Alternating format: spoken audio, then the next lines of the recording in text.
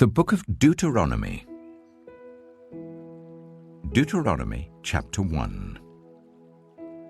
These are the words Moses spoke to all Israel in the wilderness east of the Jordan.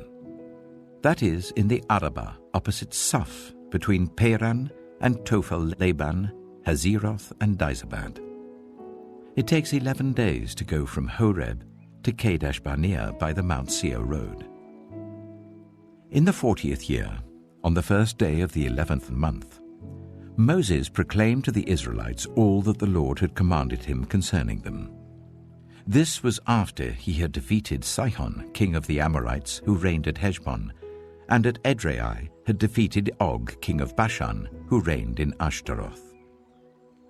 East of the Jordan in the territory of Moab, Moses began to expound this law, saying, "The Lord our God said to us at Horeb, 'You have stayed long enough at this mountain. Break camp and advance into the hill country of the Amorites. Go to all the neighboring peoples in the Arabah, in the mountains, in the western foothills, in the Negev and along the coast, to the land of the Canaanites and to Lebanon, as far as the great river, the Euphrates. See, I have given you this land. Go in and take possession of the land that the Lord swore he would give to your fathers, to Abraham, Isaac, and Jacob, and to their descendants after them.' At that time I said to you, 'You are too heavy a burden for me to carry alone. The Lord your God has increased your numbers, so that today you are as numerous as the stars in the sky. May the Lord, the God of your ancestors, increase you 1,000 times and bless you as he has promised.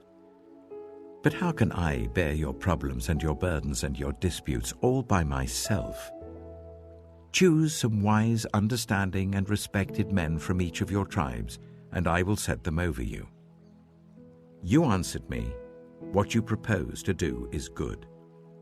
So I took the leading men of your tribes, wise and respected men, and appointed them to have authority over you, as commanders of thousands, of hundreds, of fifties, and of tens, and as tribal officials.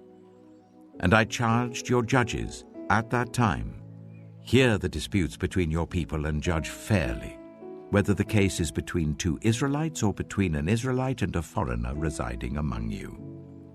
Do not show partiality in judging. Hear both small and great alike. Do not be afraid of anyone, for judgment belongs to God. Bring me any case too hard for you, and I will hear it.' And at that time I told you everything you were to do. Then, as the Lord our God commanded us, we set out from Horeb and went towards the hill country of the Amorites, through all that vast and dreadful wilderness that you have seen. And so we reached Kadesh Barnea. Then I said to you, 'You have reached the hill country of the Amorites, which the Lord our God is giving us. See, the Lord your God has given you the land.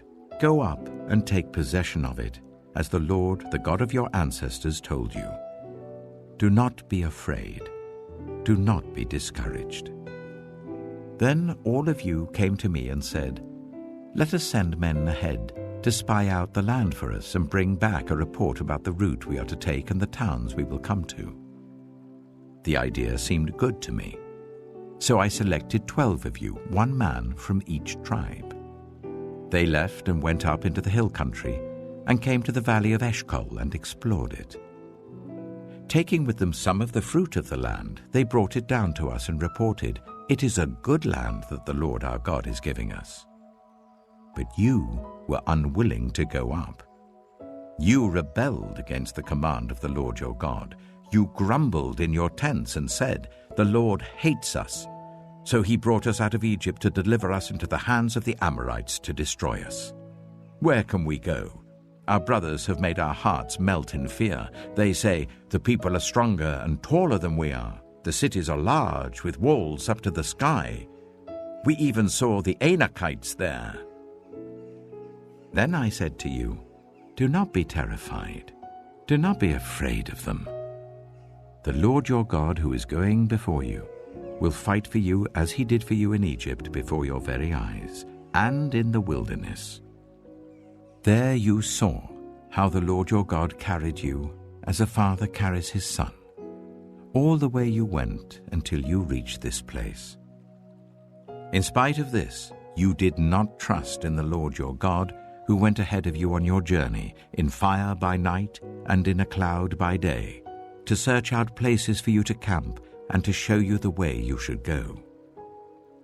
When the Lord heard what you said, he was angry and solemnly swore, "No one from this evil generation shall see the good land I swore to give your ancestors, except Caleb, son of Jephunneh. He will see it, and I will give him and his descendants the land he set his feet on, because he followed the Lord wholeheartedly." Because of you the Lord became angry with me also, and said, "You shall not enter it either, but your assistant Joshua, son of Nun, will enter it. Encourage him, because he will lead Israel to inherit it. And the little ones that you said would be taken captive, your children who do not yet know good from bad, they will enter the land. I will give it to them, and they will take possession of it. But as for you, turn round and set out towards the desert along the route to the Red Sea." Then you replied, "We have sinned against the Lord. We will go up and fight as the Lord our God commanded us." So every one of you put on his weapons, thinking it easy to go up into the hill country. But the Lord said to me, "Tell them, do not go up and fight, because I will not be with you. You will be defeated by your enemies." So I told you, but you would not listen. You rebelled against the Lord's command, and in your arrogance you marched up into the hill country. The Amorites who lived in those hills came out against you. They chased you like a swarm of bees and beat you down from Seir all the way to Hormah. You came back and wept before the Lord, but he paid no attention to your weeping and turned a deaf ear to you. And so you stayed in Kadesh many days, all the time you spent. Deuteronomy chapter 2. Then we turned back and set out towards the wilderness along the route to the Red Sea, as the Lord had directed me. For a long time we made our way around the hill country of Seir. Then the Lord said to me, "You have made your way around this hill country long enough. Now turn north. Give the people these orders. You are about to pass through the territory of your relatives, the descendants of Esau who live in Seir. They will be afraid of you, but be very careful. Do not provoke them to war. For I will not give you any of their land, not even enough to put your foot on. I have given Esau the hill country of Seir as his own. You are to pay them in silver for the food you eat and the water you drink. The Lord your God has blessed you in all the work of your hands. He has watched over your journey through this vast wilderness. These 40 years the Lord your God has been with you, and you have not lacked anything. So we went on past our relatives, the descendants of Esau who live in Seir. We turned from the Arabah road, which comes up from Elath and Ezion-Geber, and traveled along the desert road of Moab. Then the Lord said to me, "Do not harass the Moabites or provoke them to war, for I will not give you any part of their land. I have given Ar to the descendants of Lot as a possession." The Emites used to live there, a people strong and numerous and as tall as the Anakites. Like the Anakites, they too were considered Rephaites, but the Moabites called them Emites. Horites used to live in Seir, but the descendants of Esau drove them out. They destroyed the Horites from before them and settled in their place, just as Israel did in the land the Lord gave them as their possession. And the Lord said, "Now get up and cross the Zered Valley." So we crossed the valley. 38 years passed from the time we left Kadesh Barnea until we crossed the Zered Valley. By then, that entire generation of fighting men had perished from the camp as the Lord had sworn to them. The Lord's hand was against them until he had completely eliminated them from the camp. Now when the last of these fighting men among the people had died, the Lord said to me, "Today you are to pass by the region of Moab at Ar. When you come to the Ammonites, do not harass them or provoke them to war, for I will not give you possession of any land belonging to the Ammonites. I have given it as a possession to the descendants of Lot." That too was considered a land of the Rephaites, who used to live there, but the Ammonites called them Zamzummites. They were a people strong and numerous, and as tall as the Anakites. The Lord destroyed them from before the Ammonites, who drove them out and settled in their place. The Lord had done the same for the descendants of Esau, who lived in Seir, when he destroyed the Horites from before them. They drove them out and have lived in their place to this day. And as for the Avites, who live in the villages as far as Gaza, the Caphtorites coming out from Caphtor destroyed them and settled in their place. Set out now and cross the Arnon Gorge. See, I have given into your hand Sihon the Amorite, king of Heshbon, and his country. Begin to take possession of it and engage him in battle. This very day I will begin to put the terror and fear of you on all the nations under heaven. They will hear reports of you and will tremble and be in anguish because of you. From the desert of Kedemoth I sent messengers to Sihon king of Heshbon, offering peace and saying, "Let us pass through your country. We will stay on the main road. We will not turn aside to the right or to the left. Sell us food to eat and water to drink, for their price in silver. Only let us pass through on foot, as the descendants of Esau who live in Seir and the Moabites who live in Ar did for us, until we cross the Jordan into the land the Lord our God is giving us." But Sihon king of Heshbon refused to let us pass through, for the Lord your God had made his spirit stubborn and his heart obstinate, in order to give him into your hands, as he has now done. The Lord said to me, "See, I have begun to deliver Sihon and his country over to you. Now begin to conquer and possess his land." When Sihon and all his army came out to meet us in battle at Jahaz, the Lord our God delivered him over to us, and we struck him down together with his sons and his whole army. At that time we took all his towns and completely destroyed them, men, women, and children. We left no survivors.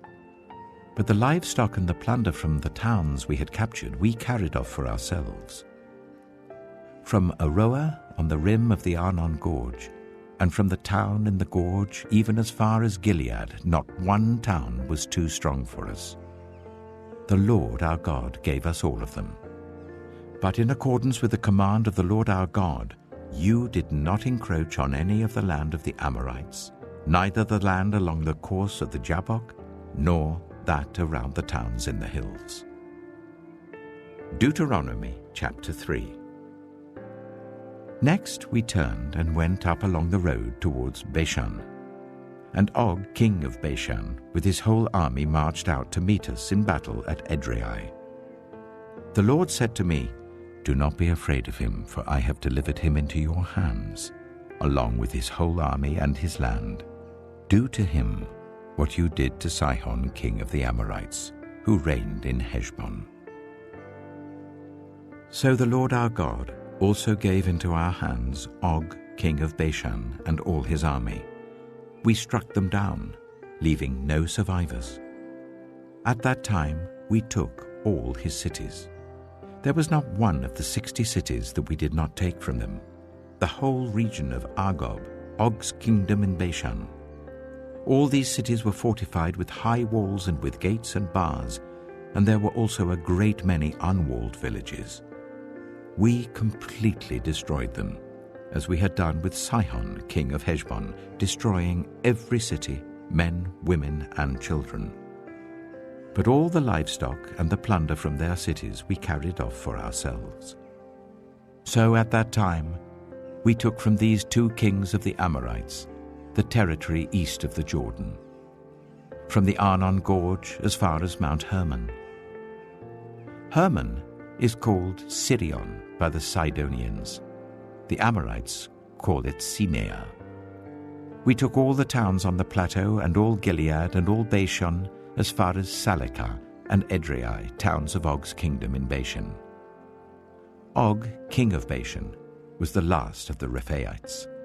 His bed was decorated with iron and was more than 9 cubits long and 4 cubits wide. It is still in Rabbah of the Ammonites.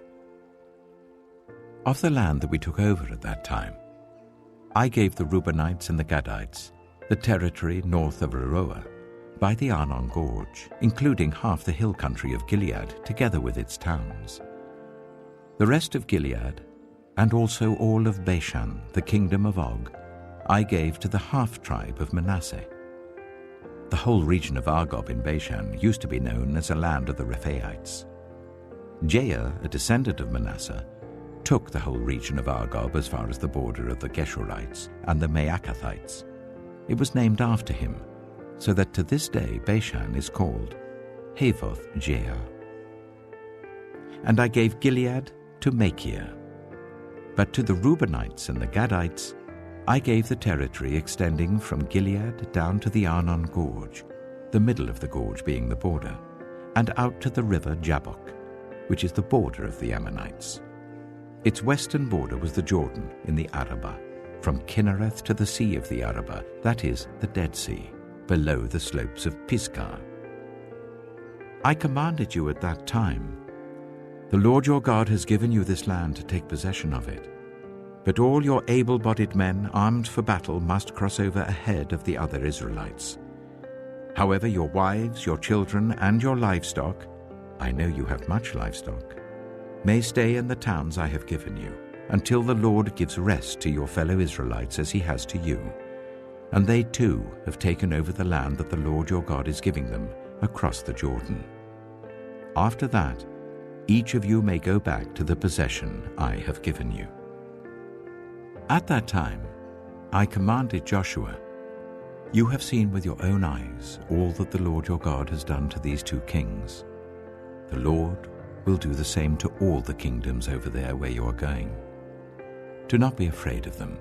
The Lord your God himself will fight for you. At that time, I pleaded with the Lord, Sovereign Lord, you have begun to show to your servant your greatness and your strong hand. For what God is there in heaven or on earth who can do the deeds and mighty works you do? Let me go over and see the good land beyond the Jordan, that fine hill country and Lebanon. But because of you, the Lord was angry with me and would not listen to me.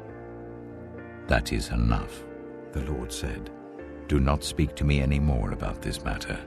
Go up to the top of Pisgah and look west and north and south and east. Look at the land with your own eyes, since you are not going to cross this Jordan.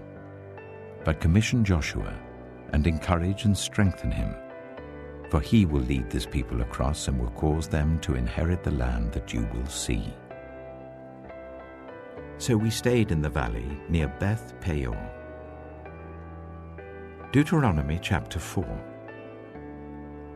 Now, Israel, hear the decrees and laws I am about to teach you. Follow them so that you may live and may go in and take possession of the land that the Lord, the God of your ancestors, is giving you. Do not add to what I command you, and do not subtract from it, but keep the commands of the Lord your God that I give you. You saw with your own eyes what the Lord did at Baal Peor. The Lord your God destroyed from among you everyone who followed the Baal of Peor. But all of you who held fast to the Lord your God are still alive today. See, I have taught you decrees and laws as the Lord my God commanded me, so that you may follow them in the land you are entering to take possession of it. Observe them carefully, for this will show your wisdom and understanding to the nations who will hear about all these decrees and say, surely this great nation is a wise and understanding people.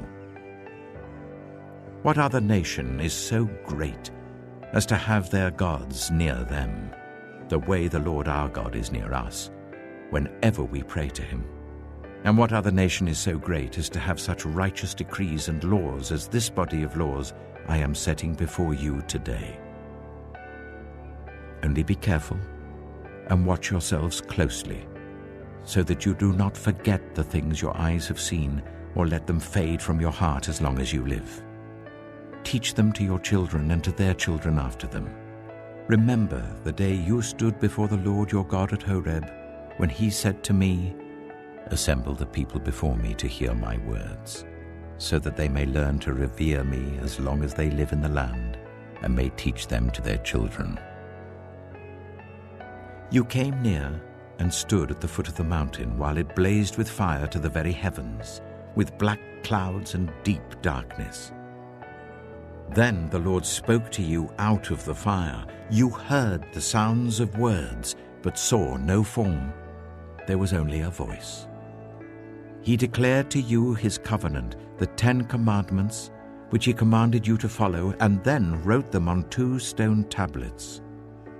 And the Lord directed me at that time to teach you the decrees and laws you are to follow in the land that you are crossing the Jordan to possess. You saw no form of any kind the day the Lord spoke to you at Horeb out of the fire. Therefore watch yourselves very carefully, so that you do not become corrupt and make for yourselves an idol, an image of any shape, whether formed like a man or a woman, or like any animal on earth, or any bird that flies in the air, or like any creature that moves along the ground, or any fish in the waters below. And when you look up to the sky and see the sun, the moon, and the stars, all the heavenly array, do not be enticed into bowing down to them and worshipping things the Lord your God has apportioned to all the nations under heaven. But as for you, the Lord took you and brought you out of the iron-smelting furnace, out of Egypt, to be the people of his inheritance, as you now are. The Lord was angry with me because of you, and he solemnly swore that I would not cross the Jordan and enter the good land the Lord your God is giving you as your inheritance. I will die in this land. I will not cross the Jordan. But you are about to cross over and take possession of that good land. Be careful not to forget the covenant of the Lord your God that he made with you. Do not make for yourselves an idol in the form of anything the Lord your God has forbidden. For the Lord your God is a consuming fire, a jealous God. After you have had children and grandchildren, and have lived in the land a long time, if you then become corrupt and make any kind of idol, doing evil in the eyes of the Lord your God and arousing his anger, I call the heavens and the earth as witnesses against you this day, that you will quickly perish from the land that you are crossing the Jordan to possess. You will not live there long, but will certainly be destroyed. The Lord will scatter you among the peoples, and only a few of you will survive among the nations to which the Lord will drive you.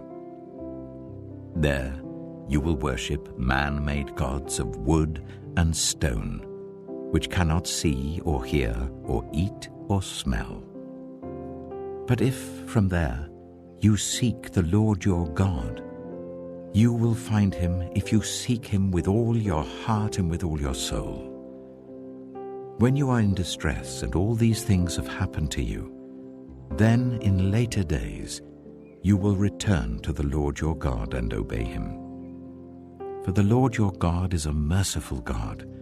He will not abandon or destroy you or forget the covenant with your ancestors, which he confirmed to them by oath. Ask now about the former days, long before your time, from the day God created human beings on the earth. Ask from one end of the heavens to the other, has anything so great as this ever happened? Or has anything like it ever been heard of? Has any other people heard the voice of God speaking out of fire as you have and lived? Has any God ever tried to take for himself one nation out of another nation by testings, by signs and wonders, by war, by a mighty hand and an outstretched arm, or by great and awesome deeds, like all the things the Lord your God did for you in Egypt before your very eyes? You were shown these things, so that you might know that the Lord is God. Besides him, there is no other. From heaven, he made you hear his voice to discipline you. On earth, he showed you his great fire, and you heard his words from out of the fire. Because he loved your ancestors and chose their descendants after them, he brought you out of Egypt by his presence and his great strength, to drive out before you nations greater and stronger than you, and to bring you into their land, to give it to you for your inheritance, as it is today. Acknowledge and take to heart this day that the Lord is God, in heaven above and on the earth below. There is no other. Keep his decrees and commands which I am giving you today, so that it may go well with you and your children after you, and that you may live long in the land the Lord your God gives you for all time. Then Moses set aside 3 cities east of the Jordan, to which anyone who had killed a person could flee if they had unintentionally killed a neighbor without malice aforethought. They could flee into one of these cities and save their life. The cities were these: Bezer in the wilderness plateau for the Reubenites, Ramoth in Gilead for the Gadites, and Golan in Bashan for the Manassites. This is the law Moses set before the Israelites. These are the stipulations, decrees, and laws Moses gave them when they came out of Egypt, and were in the valley near Beth-peor east of the Jordan, in the land of Sihon, king of the Amorites, who reigned in Heshbon and was defeated by Moses and the Israelites as they came out of Egypt. They took possession of his land, and the land of Og, king of Bashan, the 2 Amorite kings east of the Jordan.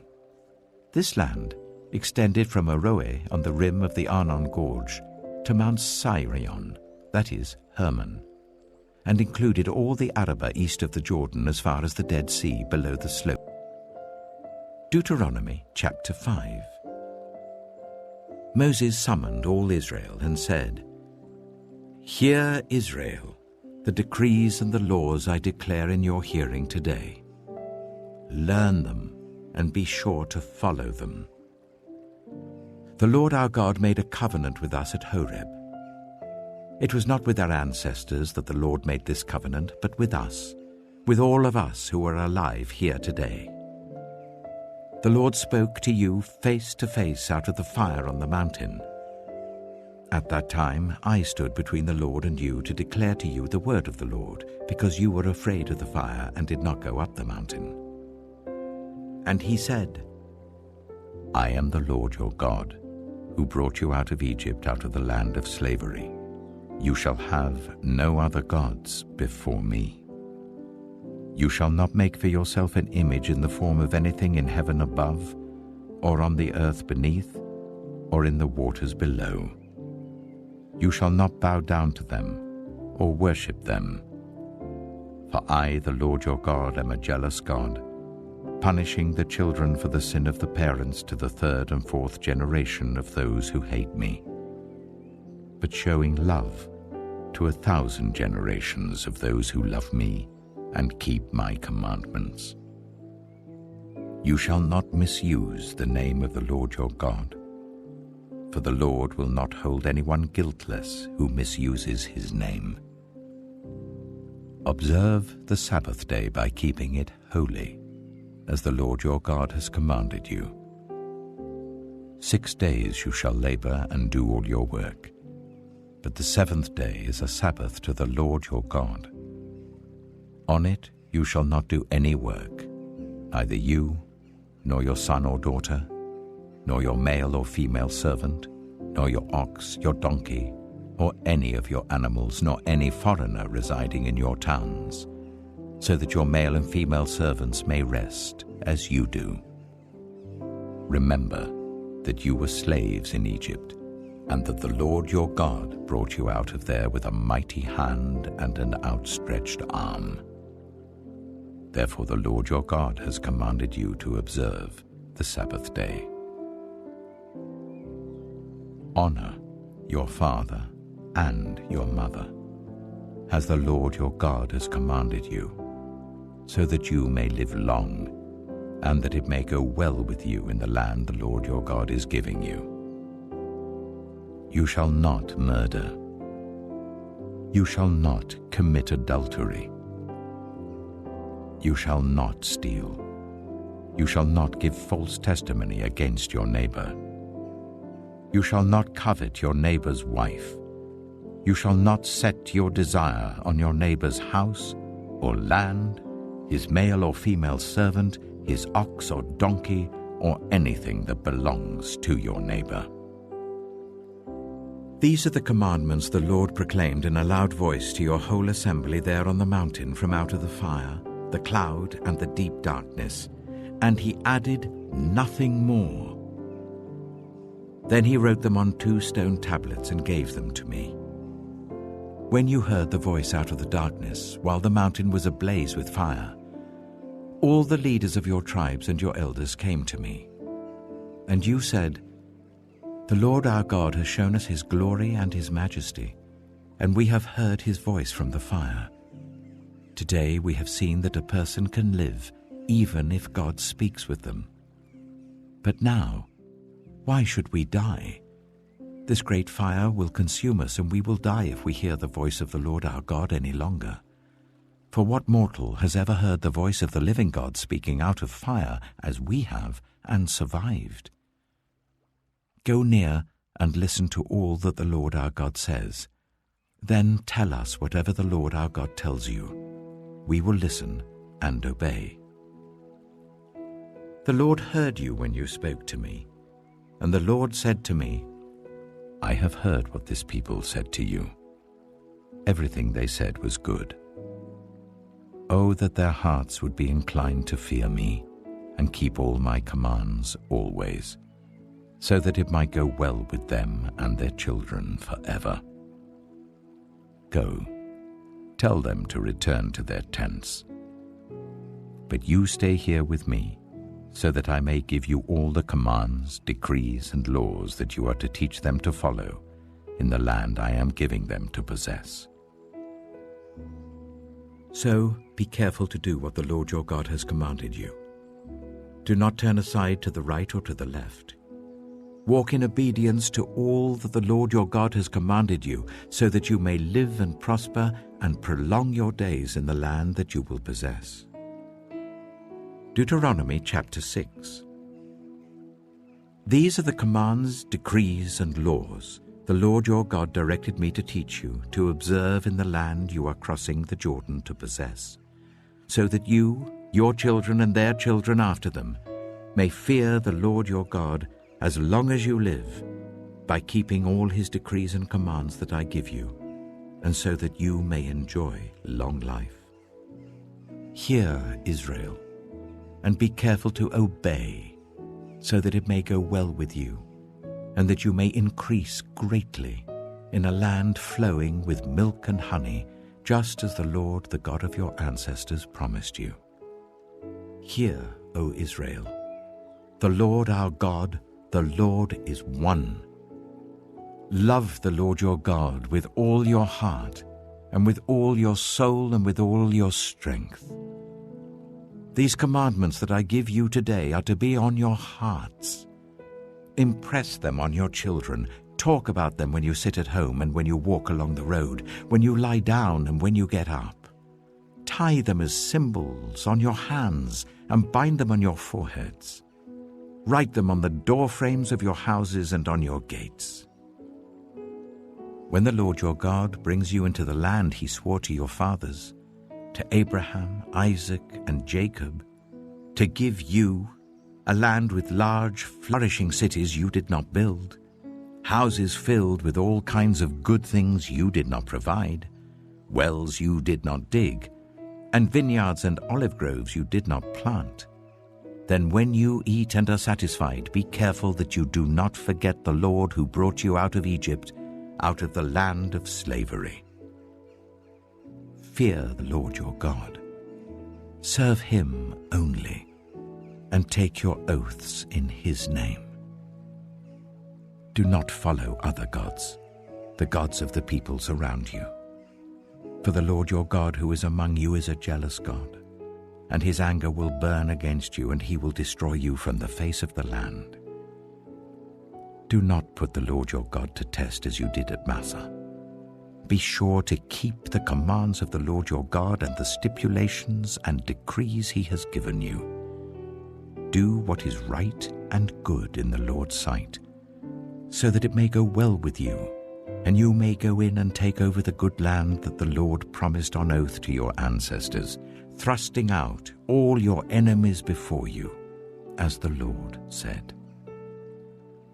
In the future, when your son asks you, "What is the meaning of the stipulations, decrees, and laws the Lord our God has commanded you?"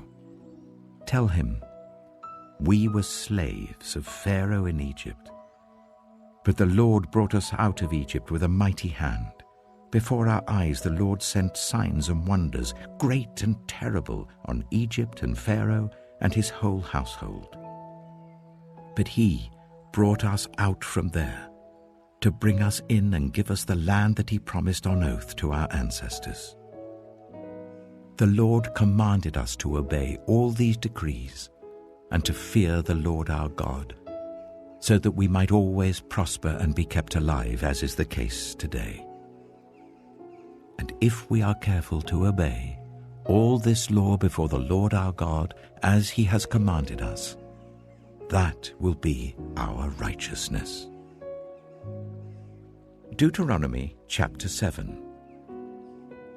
When the Lord your God brings you into the land you are entering to possess, and drives out before you many nations, the Hittites, Girgashites, Amorites, Canaanites, Perizzites, Hivites, and Jebusites, 7 nations larger and stronger than you. And when the Lord your God has delivered them over to you and you have defeated them, then you must destroy them totally. Make no treaty with them and show them no mercy. Do not intermarry with them. Do not give your daughters to their sons or take their daughters for your sons, for they will turn your children away from following me to serve other gods, and the Lord's anger will burn against you and will quickly destroy you. This is what you are to do to them. Break down their altars, smash their sacred stones, cut down their Asherah poles, and burn their idols in the fire. For you are a people holy to the Lord your God.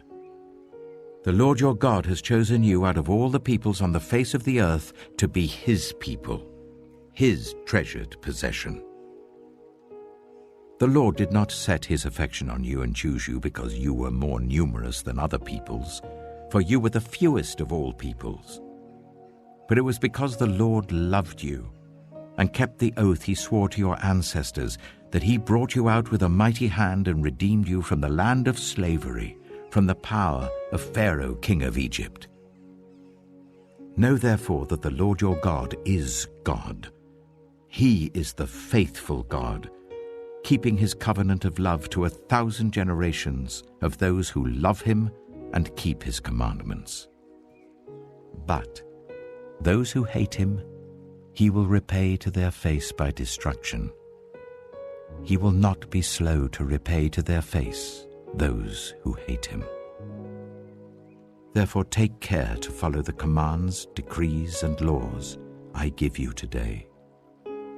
If you pay attention to these laws and are careful to follow them, then the Lord your God will keep his covenant of love with you as he swore to your ancestors. He will love you and bless you and increase your numbers. He will bless the fruit of your womb, the crops of your land, your corn, new wine, and oil, the calves of your herds, and the lambs of your flocks in the land that he swore to your ancestors to give you. You will be blessed more than any other people. None of your men or women will be childless, nor any of your livestock without young. the Lord will keep you free from every disease. He will not inflict on you the horrible diseases you knew in Egypt, but he will inflict them on all who hate you. You must destroy all the peoples the Lord your God gives over to you. Do not look on them with pity, and do not serve their gods, for that will be a snare to you. You may say to yourselves, "These nations are stronger than we are. How can we drive them out?" But do not be afraid of them. Remember well what the Lord your God did to Pharaoh and to all Egypt. You saw with your own eyes the great trials, the signs and wonders, the mighty hand and outstretched arm with which the Lord your God brought you out. The Lord your God will do the same to all the peoples you now fear. Moreover, the Lord your God will send the hornet among them until even the survivors who hide from you have perished. Do not be terrified by them, for the Lord your God who is among you is a great and awesome God. The Lord your God will drive out those nations before you little by little. You will not be allowed to eliminate them all at once, or the wild animals will multiply around you. But the Lord your God will deliver them over to you, throwing them into great confusion until they are destroyed. He will give their kings into your hand, and you will wipe out their names from under heaven. No one will be able to stand up against you. You will destroy them. The images of their gods you are to burn in the fire. Do not covet the silver and gold on them, and do not take it for yourselves, or you will be ensnared by it, for it is detestable to the Lord your God. Do not bring a detestable thing into your house, or you, like it, will be set apart for destruction. Regard it as vile and utterly detest it, for it is set apart for destruction. Deuteronomy chapter 8. Be careful to follow every command I am giving you today, so that you may live and increase and may enter and possess the land that the Lord promised on oath to your ancestors. Remember how the Lord your God led you all the way in the wilderness these 40 years to humble and test you, in order to know what was in your heart, whether or not you would keep his commands. He humbled you, causing you to hunger and then feeding you with manna, which neither you nor your ancestors had known, to teach you that man does not live on bread alone, but on every word that comes from the mouth of the Lord. Your clothes did not wear out, and your feet did not swell during these 40 years. Know then in your heart that as a man disciplines his son, so the Lord your God disciplines you. Observe the commands of the Lord your God, walking in obedience to him and revering him. For the Lord your God is bringing you into a good land, a land with brooks, streams, and deep springs gushing out into the valleys and hills, a land with wheat and barley, vines and fig trees, pomegranates, olive oil and honey, a land where bread will not be scarce and you will lack nothing, a land where the rocks are iron and you can dig copper out of the hills. When you have eaten and are satisfied, praise the Lord your God for the good land he has given you. Be careful that you do not forget the Lord your God, failing to observe his commands, his laws, and his decrees that I am giving you this day. Otherwise, when you eat and are satisfied, when you build fine houses and settle down, and when your herds and your flocks grow large, and your silver and gold increase, and all that you have is multiplied, then your heart will become proud, and you will forget the Lord your God who brought you out of Egypt, out of the land of slavery. He led you through the vast and dreadful wilderness, that thirsty and waterless land, with its venomous snakes and scorpions.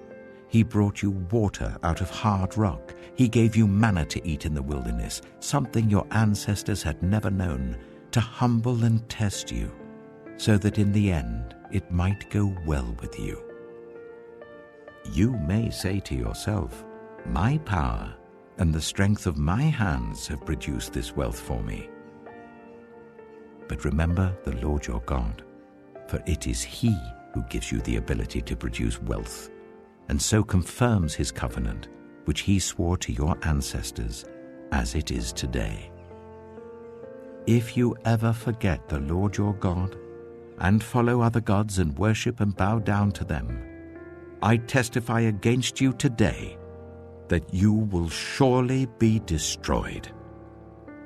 Like the nations the Lord destroyed before you, so you will be destroyed for not obeying the Lord your God. Deuteronomy chapter 9. Hear, Israel. You are now about to cross the Jordan to go in and dispossess nations greater and stronger than you, with large cities that have walls up to the sky. The people are strong and tall, Anakites. You know about them, and have heard it said, "Who can stand up against the Anakites?" But be assured today that the Lord your God is the one who goes across ahead of you, like a devouring fire. He will destroy them. He will subdue them before you, and you will drive them out and annihilate them quickly, as the Lord has promised you. After the Lord your God has driven them out before you, do not say to yourself, "The Lord has brought me here to take possession of this land because of my righteousness." No. It is on account of the wickedness of these nations that the Lord is going to drive them out before you.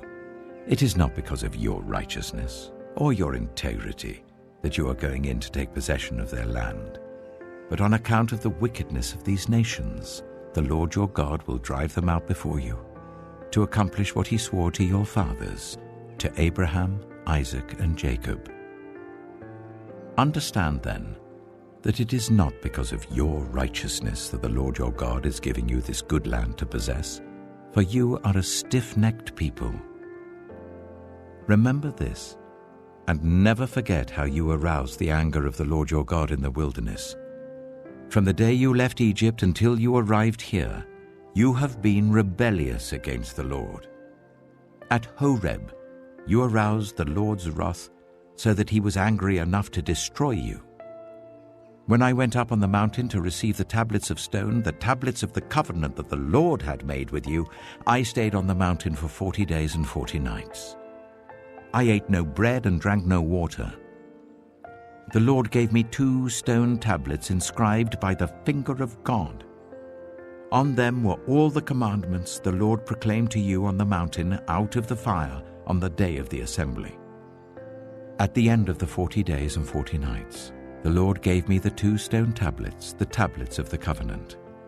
Then the Lord told me, "Go down from here at once, because your people whom you brought out of Egypt have become corrupt. They have turned away quickly from what I commanded them, and have made an idol for themselves." And the Lord said to me, "I have seen this people, and they are a stiff-necked people indeed. Let me alone, so that I may destroy them and blot out their name from under heaven. And I will make you into a nation stronger and more numerous than they." So I turned and went down from the mountain while it was ablaze with fire. And the 2 stone tablets of the covenant were in my hands. When I looked, I saw that you had sinned against the Lord your God. You had made for yourselves an idol, cast in the shape of a calf. You had turned aside quickly from the way that the Lord had commanded you. So I took the 2 tablets and threw them out of my hands, breaking them to pieces before your eyes. Then once again I fell prostrate before the Lord for 40 days and 40 nights. I ate no bread and drank no water, because of all the sin you had committed, doing what was evil in the Lord's sight, and so arousing His anger. I feared the anger and wrath of the Lord, for He was angry enough with you to destroy you. But again the Lord listened to me. And the Lord was angry enough with Aaron to destroy him. But at that time I prayed for Aaron too. Also, I took that sinful thing of yours, the calf you had made, and burned it in the fire. Then I crushed it and ground it to powder as fine as dust, and threw the dust into a stream that flowed down the mountain. You also made the Lord angry at Taberah, at Massa, and at Kibroth Hattaavah. And when the Lord sent you out from Kadesh Barnea, he said, "Go up and take possession of the land I have given you." But you rebelled against the command of the Lord your God. You did not trust him or obey him. You have been rebellious against the Lord ever since I have known you. I lay prostrate before the Lord those 40 days and 40 nights because the Lord had said he would destroy you.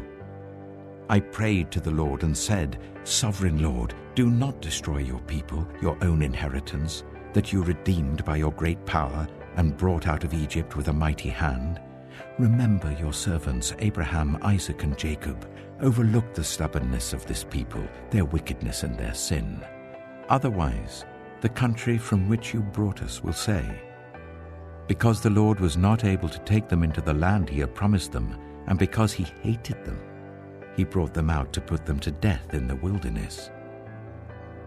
But they are your people, your inheritance, that you brought out by your great power and your outstretched arm." Deuteronomy chapter 10. At that time, the Lord said to me, "Chisel out 2 stone tablets like the first ones and come up to me on the mountain. Also make a wooden ark. I will write on the tablets the words that were on the first tablets which you broke. Then you are to put them in the ark." So I made the ark out of acacia wood and chiseled out 2 stone tablets like the first ones, and I went up on the mountain with the 2 tablets in my hands. The Lord wrote on these tablets what he had written before, the 10 commandments he had proclaimed to you on the mountain out of the fire on the day of the assembly. And the Lord gave them to me. Then I came back down the mountain and put the tablets in the ark I had made, as the Lord commanded me, and they are there now. The Israelites traveled from the wells of Bene-Jaakan to Mosera. There Aaron died and was buried, and Eleazar his son succeeded him as priest. From there they traveled to Gudgodah and on to Jotbathah, a land with streams of water.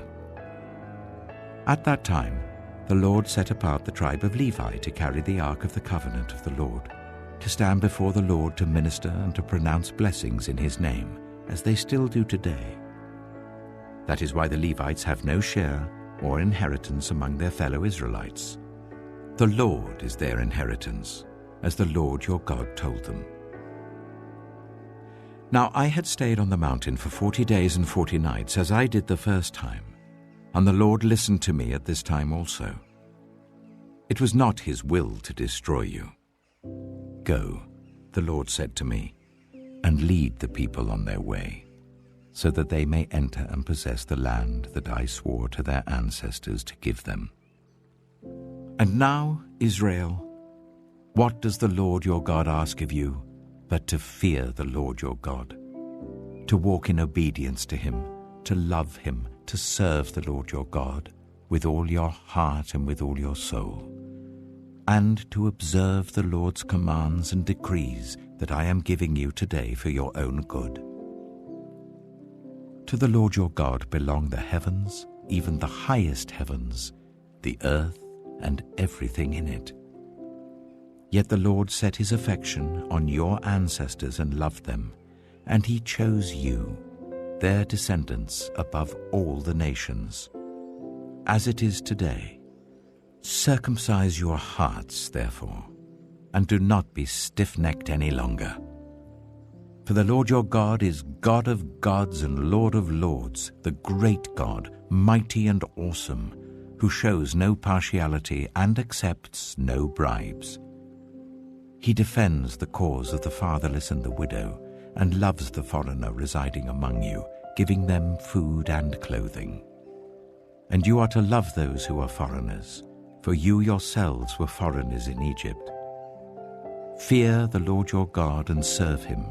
Hold fast to him and take your oaths in his name.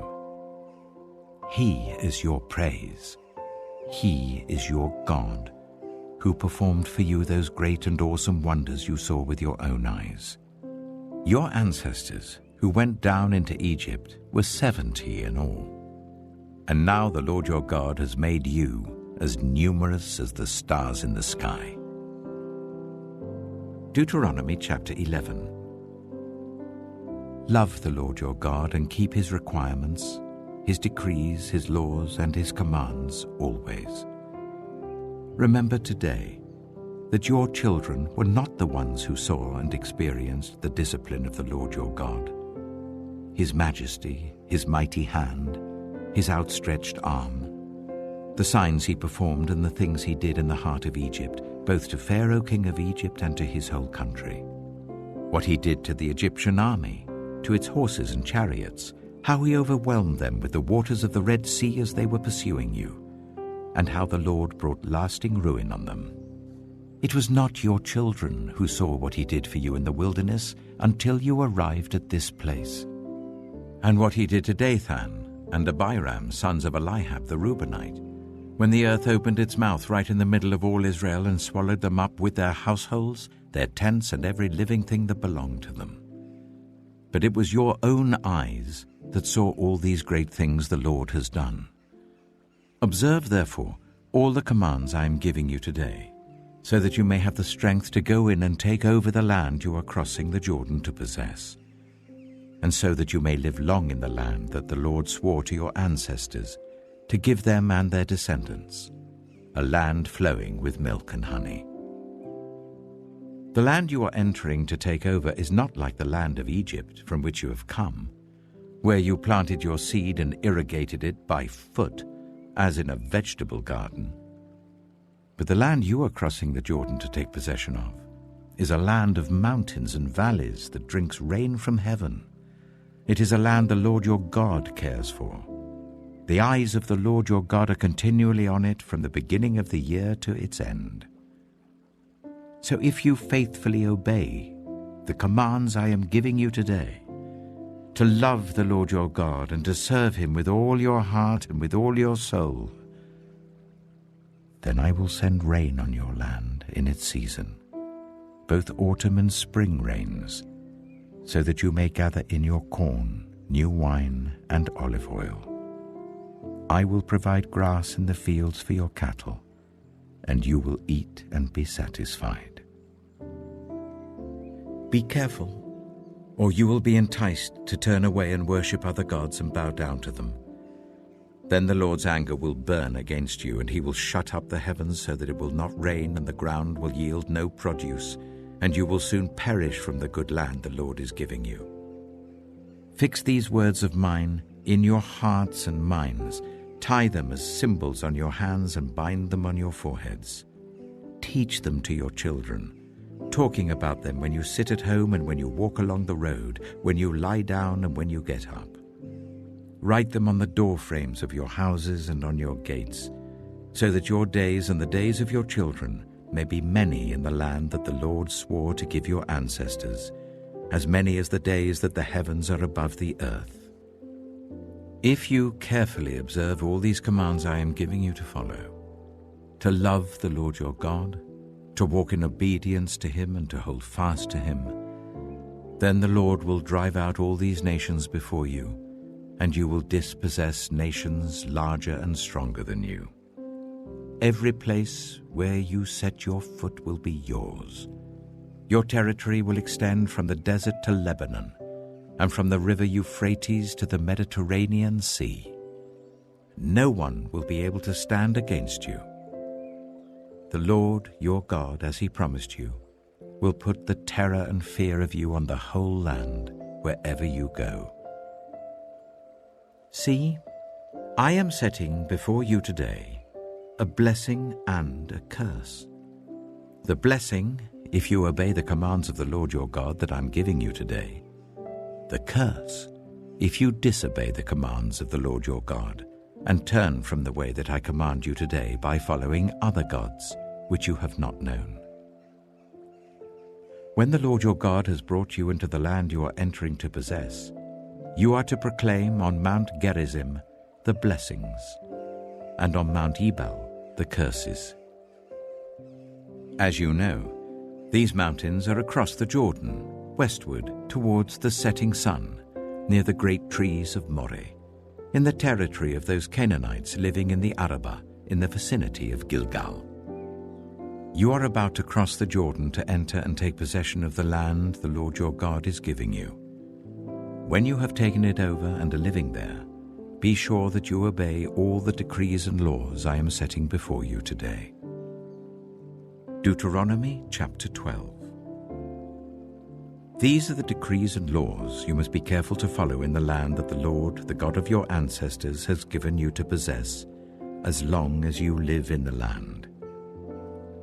Destroy completely all the places on the high mountains, on the hills, and under every spreading tree, where the nations you are dispossessing worship their gods. Break down their altars, smash their sacred stones, and burn their Asherah poles in the fire. Cut down the idols of their gods and wipe out their names from those places. You must not worship the Lord your God in their way, but you are to seek the place the Lord your God will choose from among all your tribes to put his name there for his dwelling. To that place you must go. There bring your burnt offerings and sacrifices, your tithes and special gifts, what you have vowed to give, and your freewill offerings, and the firstborn of your herds and flocks. There, in the presence of the Lord your God, you and your families shall eat and shall rejoice in everything you have put your hand to, because the Lord your God has blessed you.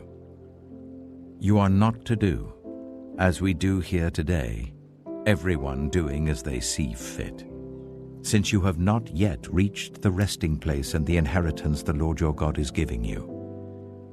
But you will cross the Jordan and settle in the land the Lord your God is giving you as an inheritance, and he will give you rest from all your enemies around you, so that you will live in safety. Then, to the place the Lord your God will choose as a dwelling for his name, there you are to bring everything I command you, your burnt offerings and sacrifices, your tithes and special gifts, and all the choice possessions you have vowed to the Lord. And there rejoice before the Lord your God, you, your sons and daughters, your male and female servants, and the Levites from your towns, who have no land allotted to them or any inheritance of their own. Be careful not to sacrifice your burnt offerings anywhere you please. Offer them only at the place the Lord will choose in one of your tribes, and there observe everything I command you. Nevertheless, you may slaughter your animals in any of your towns, and eat as much of the meat as you want, as if it were gazelle or deer, according to the blessing the Lord your God gives you. Both the ceremonially unclean and the clean may eat it. But you must not eat the blood. Pour it on the ground like water. You must not eat in your own towns the tithe of your corn and new wine and olive oil, or the firstborn of your herds and flocks, or whatever you have vowed to give, or your freewill offerings or special gifts. Instead, you are to eat them in the presence of the Lord your God at the place the Lord your God will choose. You, your sons and daughters, your male and female servants, and the Levites from your towns. And you are to rejoice before the Lord your God in everything you put your hand to. Be careful not to neglect the Levites as long as you live in your land. When the Lord your God has enlarged your territory as he promised you, and you crave meat, and say, I would like some meat, then you may eat as much of it as you want. If the place where the Lord your God chooses to put his name is too far away from you, you may slaughter animals from the herds and flocks the Lord has given you as I have commanded you. and in your own towns you may eat as much of them as you want. Eat them as you would gazelle or deer. Both the ceremonially unclean and the clean may eat. But be sure you do not eat the blood, because the blood is the life, and you must not eat the life with the meat. You must not eat the blood. Pour it on the ground like water. Do not eat it, so that it may go well with you and your children after you, because you will be doing what is right in the eyes of the Lord. But take your consecrated things and whatever you have vowed to give, and go to the place the Lord will choose. Present your burnt offerings on the altar of the Lord your God, both the meat and the blood. The blood of your sacrifices must be poured beside the altar of the Lord your God, but you may eat the meat. Be careful to obey all these regulations I am giving you, so that it may always go well with you and your children after you, because you will be doing what is good and right in the eyes of the Lord your God. The Lord your God will cut off before you the nations you are about to invade and dispossess. But when you have driven them out and settled in their land, and after they have been destroyed before you, be careful not to be ensnared by inquiring about their gods, saying, "How do these nations serve their gods? We will do the same." You must not worship the Lord your God in their way, because in worshipping their gods, they do all kinds of detestable things the Lord hates. They even burn their sons and daughters in the fire as sacrifices to their gods. See that you do all I command you. Do not add to it or take away from it. Deuteronomy chapter 13.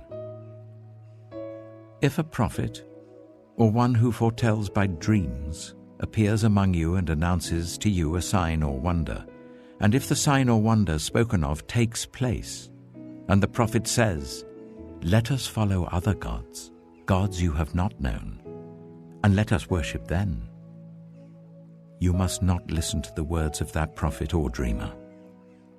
The Lord your God is testing you to find out whether you love Him with all your heart and with all your soul. It is the Lord your God you must follow, and Him you must revere.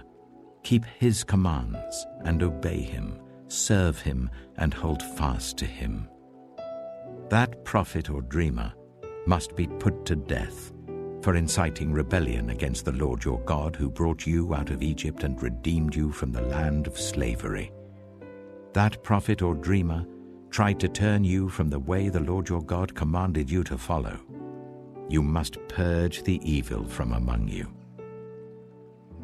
If your very own brother, or your son or daughter, or the wife you love, or your closest friend secretly entices you, saying, "Let us go and worship other gods, gods that neither you nor your ancestors have known, gods of the peoples around you, whether near or far, from one end of the land to the other," do not yield to them or listen to them.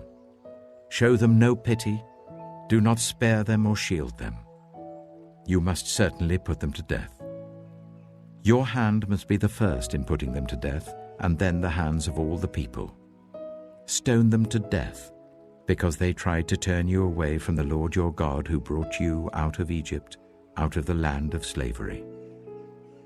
Then all Israel will hear and be afraid, and no one among you will do such an evil thing again. If you hear it said about one of the towns the Lord your God is giving you to live in, that troublemakers have arisen among you and have led the people of their town astray, saying, "Let us go and worship other gods, gods you have not known," then you must inquire, probe, and investigate it thoroughly.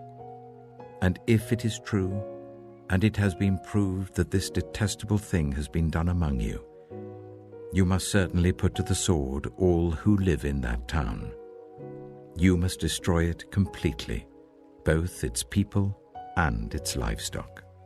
You are to gather all the plunder of the town into the middle of the public square, and completely burn the town and all its plunder as a whole burnt offering to the Lord your God. That town is to remain a ruin forever, never to be rebuilt. and none of the condemned things are to be found in your hands. Then the Lord will turn from his fierce anger, will show you mercy, and will have compassion on you. He will increase your numbers as he promised on oath to your ancestors, because you obey the Lord your God by keeping all his commands that I am giving you today, and doing what is right in his eyes. Deuteronomy chapter 14. You are the children of the Lord your God. Do not cut yourselves, or shave the front of your heads for the dead, for you are a people holy to the Lord your God. Out of all the peoples on the face of the earth, the Lord has chosen you to be his treasured possession. Do not eat any detestable thing. These are the animals you may eat: the ox, the sheep, the goat, the deer, the gazelle, the roe deer, the wild goat, the ibex, the antelope, and the mountain sheep. You may eat any animal that has a divided hoof and that chews the cud. However, of those that chew the cud or that have a divided hoof, you may not eat the camel, the hare, or the hyrax. Although they chew the cud, they do not have a divided hoof. They are ceremonially unclean for you. The pig is also unclean. Although it has a divided hoof, it does not chew the cud. You are not to eat their meat or touch their carcasses. Of all the creatures living in the water, you may eat any that has fins and scales. But anything that does not have fins and scales you may not eat. For you it is unclean. You may eat any clean bird, but these you may not eat: the eagle, the vulture, the black vulture, the red kite, the black kite, any kind of falcon, any kind of raven, the horned owl, the screech owl, the gull, any kind of hawk, the little owl, the great owl, the white owl, the desert owl, the osprey, the cormorant, the stork, any kind of heron, the hoopoe, and the bat. All flying insects are unclean to you. Do not eat them. But any winged creature that is clean you may eat. Do not eat anything you find already dead. You may give it to the foreigner residing in any of your towns, and they may eat it, or you may sell it to any other foreigner. But you are a people holy to the Lord your God. Do not cook a young goat in its mother's milk. Be sure to set aside 1/10 of all that your fields produce each year. Eat the tithe of your corn, new wine and olive oil, and the firstborn of your herds and flocks in the presence of the Lord your God, at the place he will choose as a dwelling for his name, so that you may learn to revere the Lord your God always. But if that place is too distant, and you have been blessed by the Lord your God and cannot carry your tithe, because the place where the Lord will choose to put his name is so far away, then exchange your tithe for silver, and take the silver with you and go to the place the Lord your God will choose. Use the silver to buy whatever you like: cattle, sheep, wine, or other fermented drink, or anything you wish. Then you and your household shall eat there in the presence of the Lord your God and rejoice. And do not neglect the Levites living in your towns, for they have no land allotted to them, or any inheritance of their own. At the end of every 3 years, bring all the tithes of that year's produce and store it in your towns, so that the Levites, who have no land allotted to them or any inheritance of their own, and the foreigners, the fatherless, and the widows who live in your towns, may come and eat and be satisfied, and so that the Lord your God may bless you in all the work of your hands. Deuteronomy chapter 15. At the end of every 7 years, you must cancel debts. This is how it is to be done. Every creditor shall cancel any loan they have made to a fellow Israelite. They shall not require payment from anyone among their own people, because the Lord's time for cancelling debts has been proclaimed. You may require payment from a foreigner, but you must cancel any debt your fellow Israelite owes you. However, there need be no poor people among you, for in the land the Lord your God is giving you to possess as your inheritance, he will richly bless you, if only you fully obey the Lord your God and are careful to follow all these commands I am giving you today. For the Lord your God will bless you as he promised, and you will lend to many nations, but will borrow from none. You will rule over many nations, but none will rule over you. If anyone is poor among your fellow Israelites, in any of the towns of the land that the Lord your God is giving you, do not be hard-hearted or tight-fisted towards them. Rather, be open-handed and freely lend them whatever they need. Be careful not to harbor this wicked thought. The 7th year, the year for cancelling debts, is near, so that you do not show ill will towards the needy among your fellow Israelites and give them nothing. They may then appeal to the Lord against you, and you will be found guilty of sin. Give generously to them, and do so without a grudging heart. Then because of this, the Lord your God will bless you in all your work and in everything you put your hand to. There will always be poor people in the land.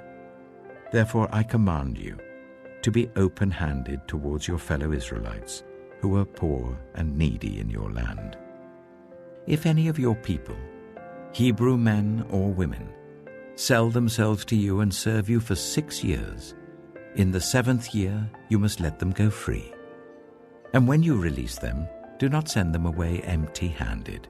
Supply them liberally from your flock, your threshing floor, and your winepress.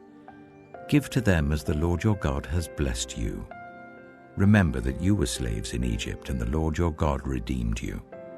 That is why I give you this command today.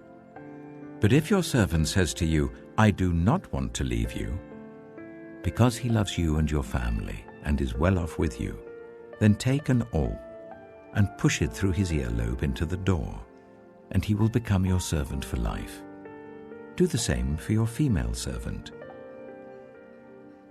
Do not consider it a hardship to set your servant free, because their service to you these 6 years has been worth twice as much as that of a hired hand, and the Lord your God will bless you in everything you do. Set apart for the Lord your God every firstborn male of your herds and flocks.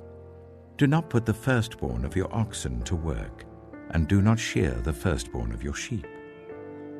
Each year you and your family are to eat them in the presence of the Lord your God at the place he will choose.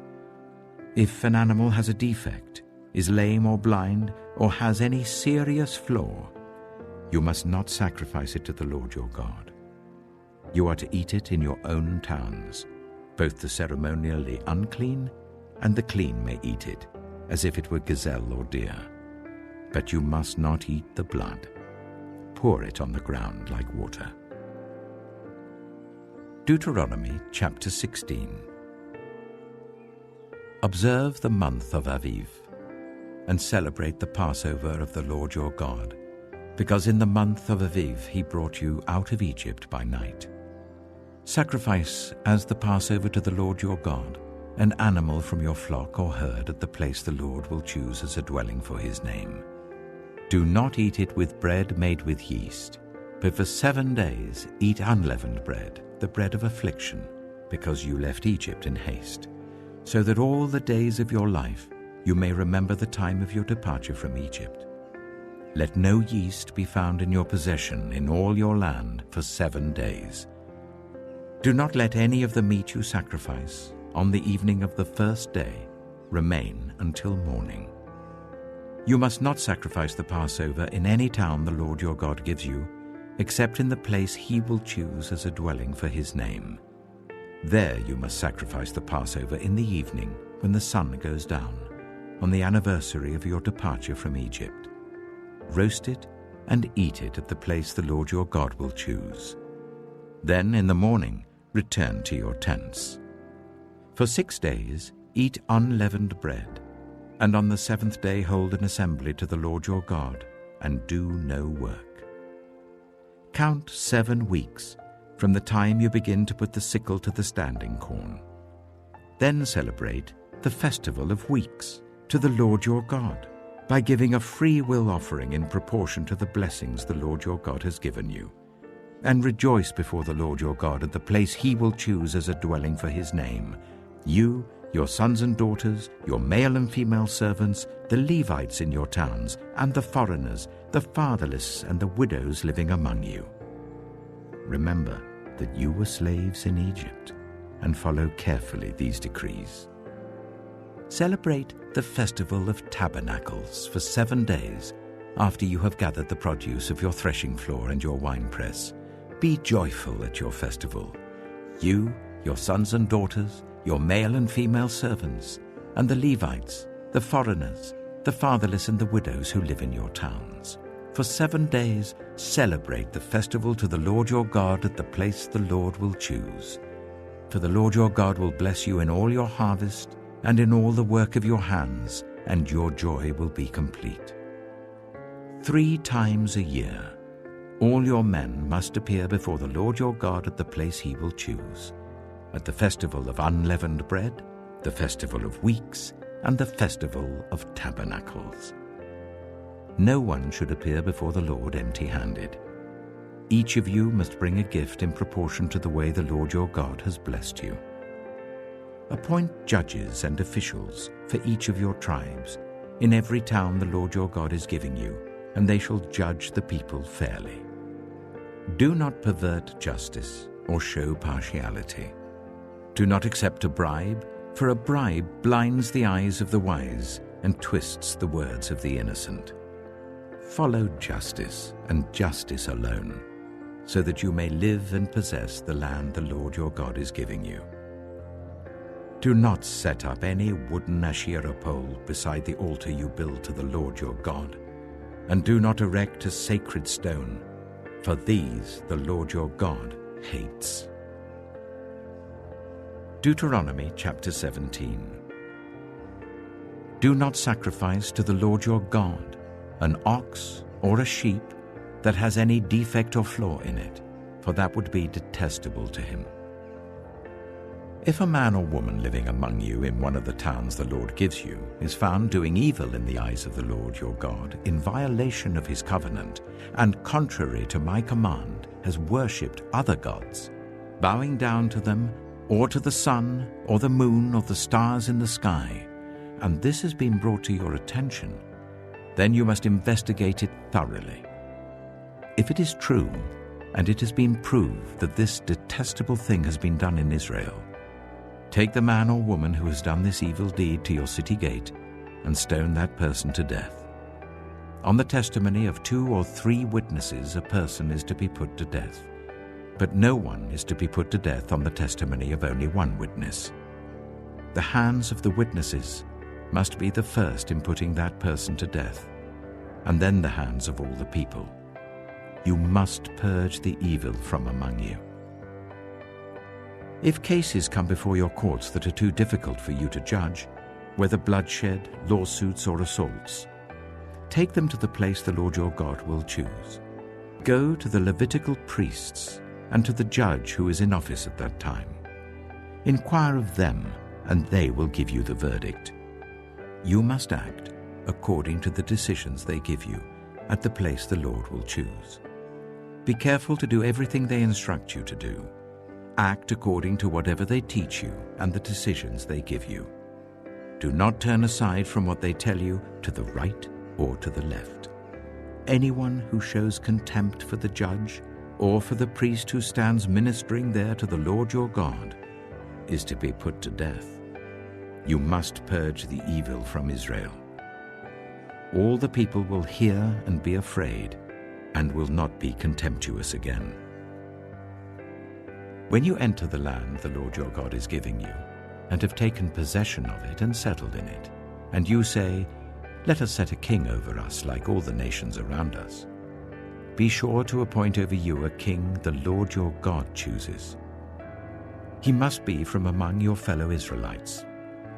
Do not place a foreigner over you, one who is not an Israelite.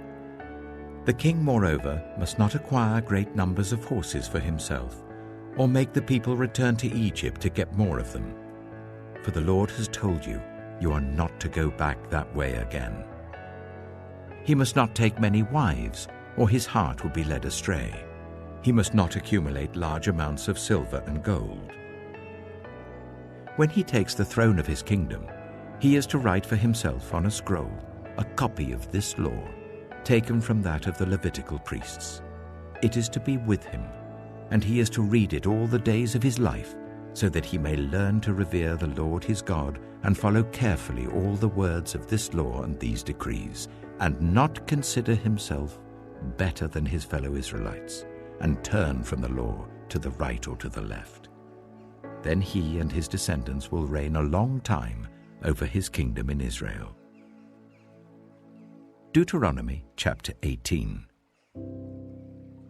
The Levitical priests, indeed the whole tribe of Levi, are to have no land allotted to them or any inheritance with Israel. They shall live on the food offerings presented to the Lord, for that is their inheritance. They shall have no inheritance among their fellow Israelites. The Lord is their inheritance, as he promised them. This is the share due to the priests from the people who sacrifice a bull or a sheep: the shoulder, the internal organs, and the meat from the head. You are to give them the first fruits of your corn, new wine, and olive oil, and the first wool from the shearing of your sheep. For the Lord your God has chosen them and their descendants out of all your tribes to stand and minister in the Lord's name always. If a Levite moves from one of your towns anywhere in Israel where he is living, and comes in all earnestness to the place the Lord will choose, he may minister in the name of the Lord his God like all his fellow Levites who serve there in the presence of the Lord. He is to share equally in their benefits, even though he has received money from the sale of family possessions. When you enter the land the Lord your God is giving you, do not learn to imitate the detestable ways of the nations there. Let no one be found among you who sacrifices their son or daughter in the fire, who practices divination or sorcery, interprets omens, engages in witchcraft, or casts spells, or who is a medium or spiritist, or who consults the dead. Anyone who does these things is detestable to the Lord.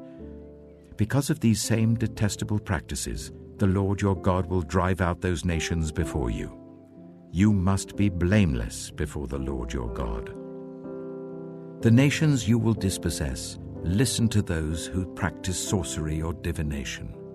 But as for you, the Lord your God has not permitted you to do so. The Lord your God will raise up for you a prophet like me from among you, from your fellow Israelites. You must listen to him. For this is what you asked of the Lord your God at Horeb, on the day of the assembly, when you said, "Let us not hear the voice of the Lord our God, nor see this great fire any more, or we will die." The Lord God said to me, "What they say is good. I will raise up for them a prophet like you from among their fellow Israelites, and I will put my words in his mouth. He will tell them everything I command him. I myself will call to account anyone who does not listen to my words that the prophet speaks in my name.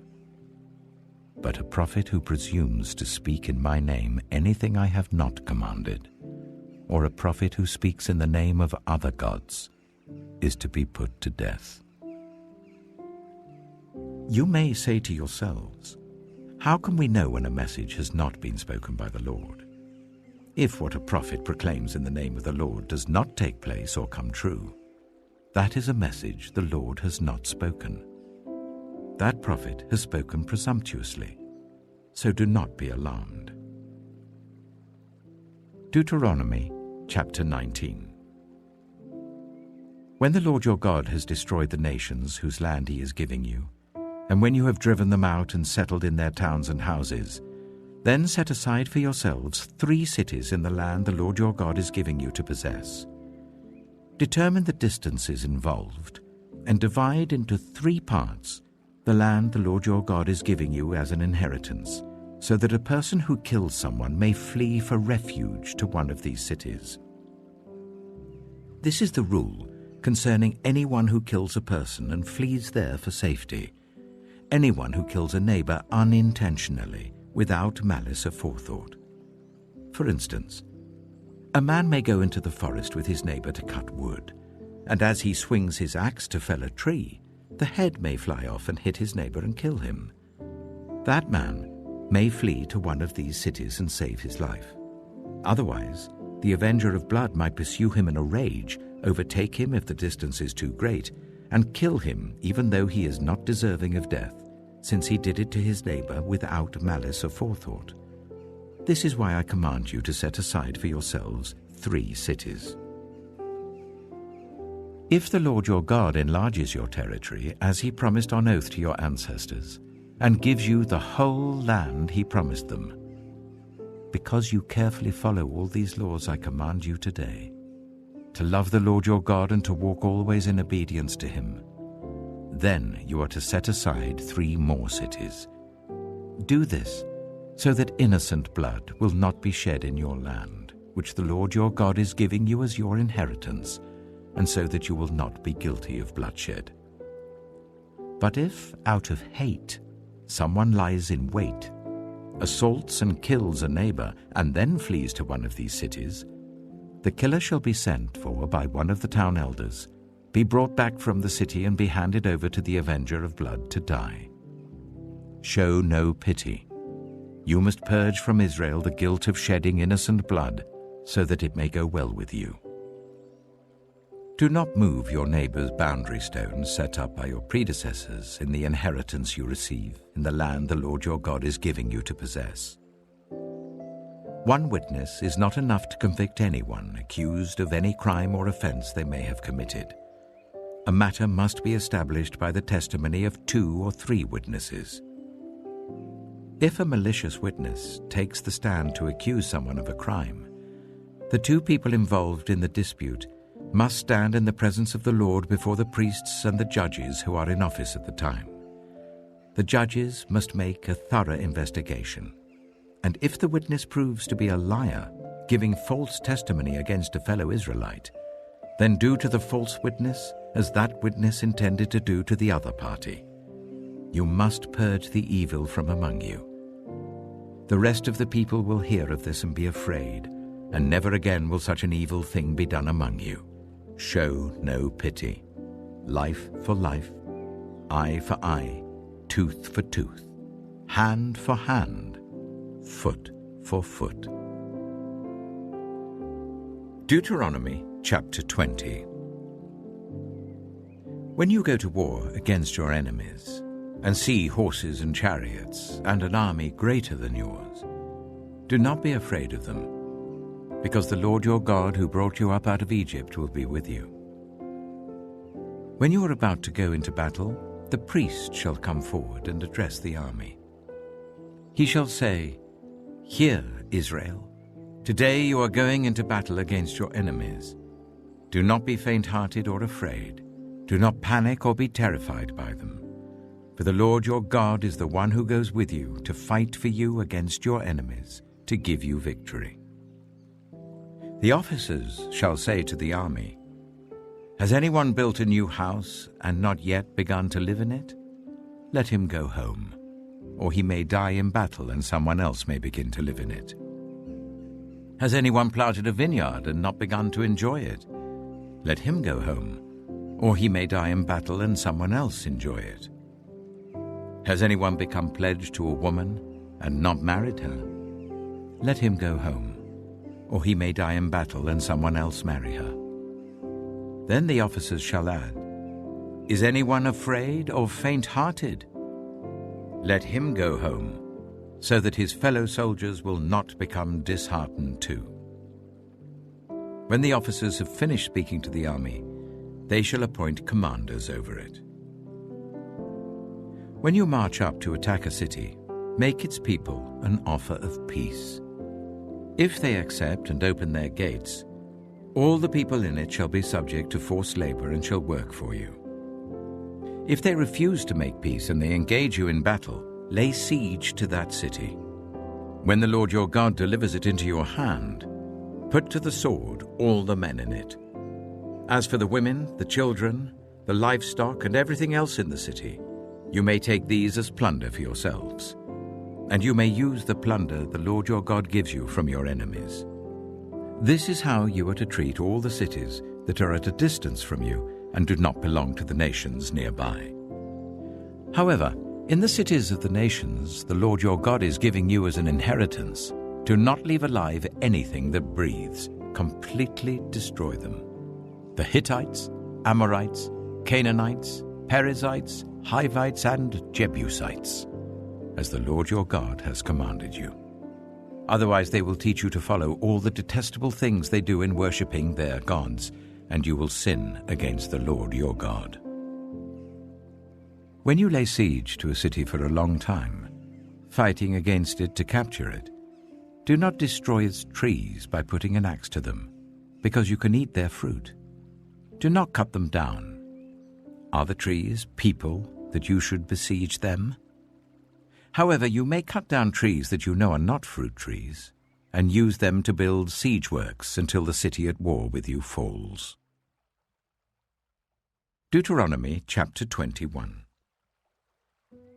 If someone is found slain, lying in a field in the land the Lord your God is giving you to possess, and it is not known who the killer was, your elders and judges shall go out and measure the distance from the body to the neighboring towns. Then the elders of the town nearest the body shall take a heifer that has never been worked and has never worn a yoke, and lead it down to a valley that has not been ploughed or planted and where there is a flowing stream. There, in the valley, they are to break the heifer's neck. The Levitical priests shall step forward, for the Lord your God has chosen them to minister and to pronounce blessings in the name of the Lord, and to decide all cases of dispute and assault. Then all the elders of the town nearest the body shall wash their hands over the heifer whose neck was broken in the valley, and they shall declare, "Our hands did not shed this blood, nor did our eyes see it done. Accept this atonement for your people, Israel, whom you have redeemed, Lord, and do not hold your people guilty of the blood of an innocent person." Then the bloodshed will be atoned for, and you will have purged from yourselves the guilt of shedding innocent blood, since you have done what is right in the eyes of the Lord. When you go to war against your enemies, and the Lord your God delivers them into your hands, and you take captives, if you notice among the captives a beautiful woman and are attracted to her, you may take her as your wife. Bring her into your home, and make her shave her head, trim her nails, and put aside the clothes she was wearing when captured. After she has lived in your house and mourned her father and mother for a full month, then you may go to her and be her husband, and she shall be your wife. If you are not pleased with her, let her go wherever she wishes. You must not sell her or treat her as a slave, since you have dishonored her. If a man has 2 wives, and he loves one but not the other, and both bear him sons, but the firstborn is the son of the wife he does not love, when he wills his property to his sons, he must not give the rights of the firstborn to the son of the wife he loves, in preference to his actual firstborn, the son of the wife he does not love. He must acknowledge the son of his unloved wife as the firstborn by giving him a double share of all he has. That son is the first sign of his father's strength. The right of the firstborn belongs to him. If someone has a stubborn and rebellious son, who does not obey his father and mother and will not listen to them when they discipline him, his father and mother shall take hold of him and bring him to the elders at the gate of his town. They shall say to the elders, "This son of ours is stubborn and rebellious. He will not obey us. He is a glutton and a drunkard." Then all the men of his town are to stone him to death. You must purge the evil from among you. All Israel will hear of it and be afraid. If someone guilty of a capital offense is put to death and their body is exposed on a pole, you must not leave the body hanging on the pole overnight. Be sure to bury it that same day, because anyone who is hung on a pole is under God's curse. You must not desecrate the land the Lord your God is giving you as an inheritance. Deuteronomy chapter 22. If you see your fellow Israelites' ox or sheep straying, do not ignore it, but be sure to take it back to its owner. If they do not live near you, or if you do not know who owns it, take it home with you and keep it until they come looking for it. Then give it back. Do the same if you find their donkey or cloak or anything else they have lost. Do not ignore it. If you see your fellow Israelites' donkey or ox fallen on the road, do not ignore it. Help the owner to get it to its feet. A woman must not wear men's clothing, nor a man wear women's clothing, for the Lord your God detests anyone who does this. If you come across a bird's nest beside the road, either in a tree or on the ground, and the mother is sitting on the young or on the eggs, do not take the mother with the young. You may take the young, but be sure to let the mother go, so that it may go well with you and you may have a long life. When you build a new house, make a parapet around your roof, so that you may not bring the guilt of bloodshed on your house if someone falls from the roof. Do not plant two kinds of seed in your vineyard. If you do, not only the crops you plant, but also the fruit of the vineyard will be defiled. Do not plow with an ox and a donkey yoked together. Do not wear clothes of wool and linen woven together. Make tassels on the four corners of the cloak you wear.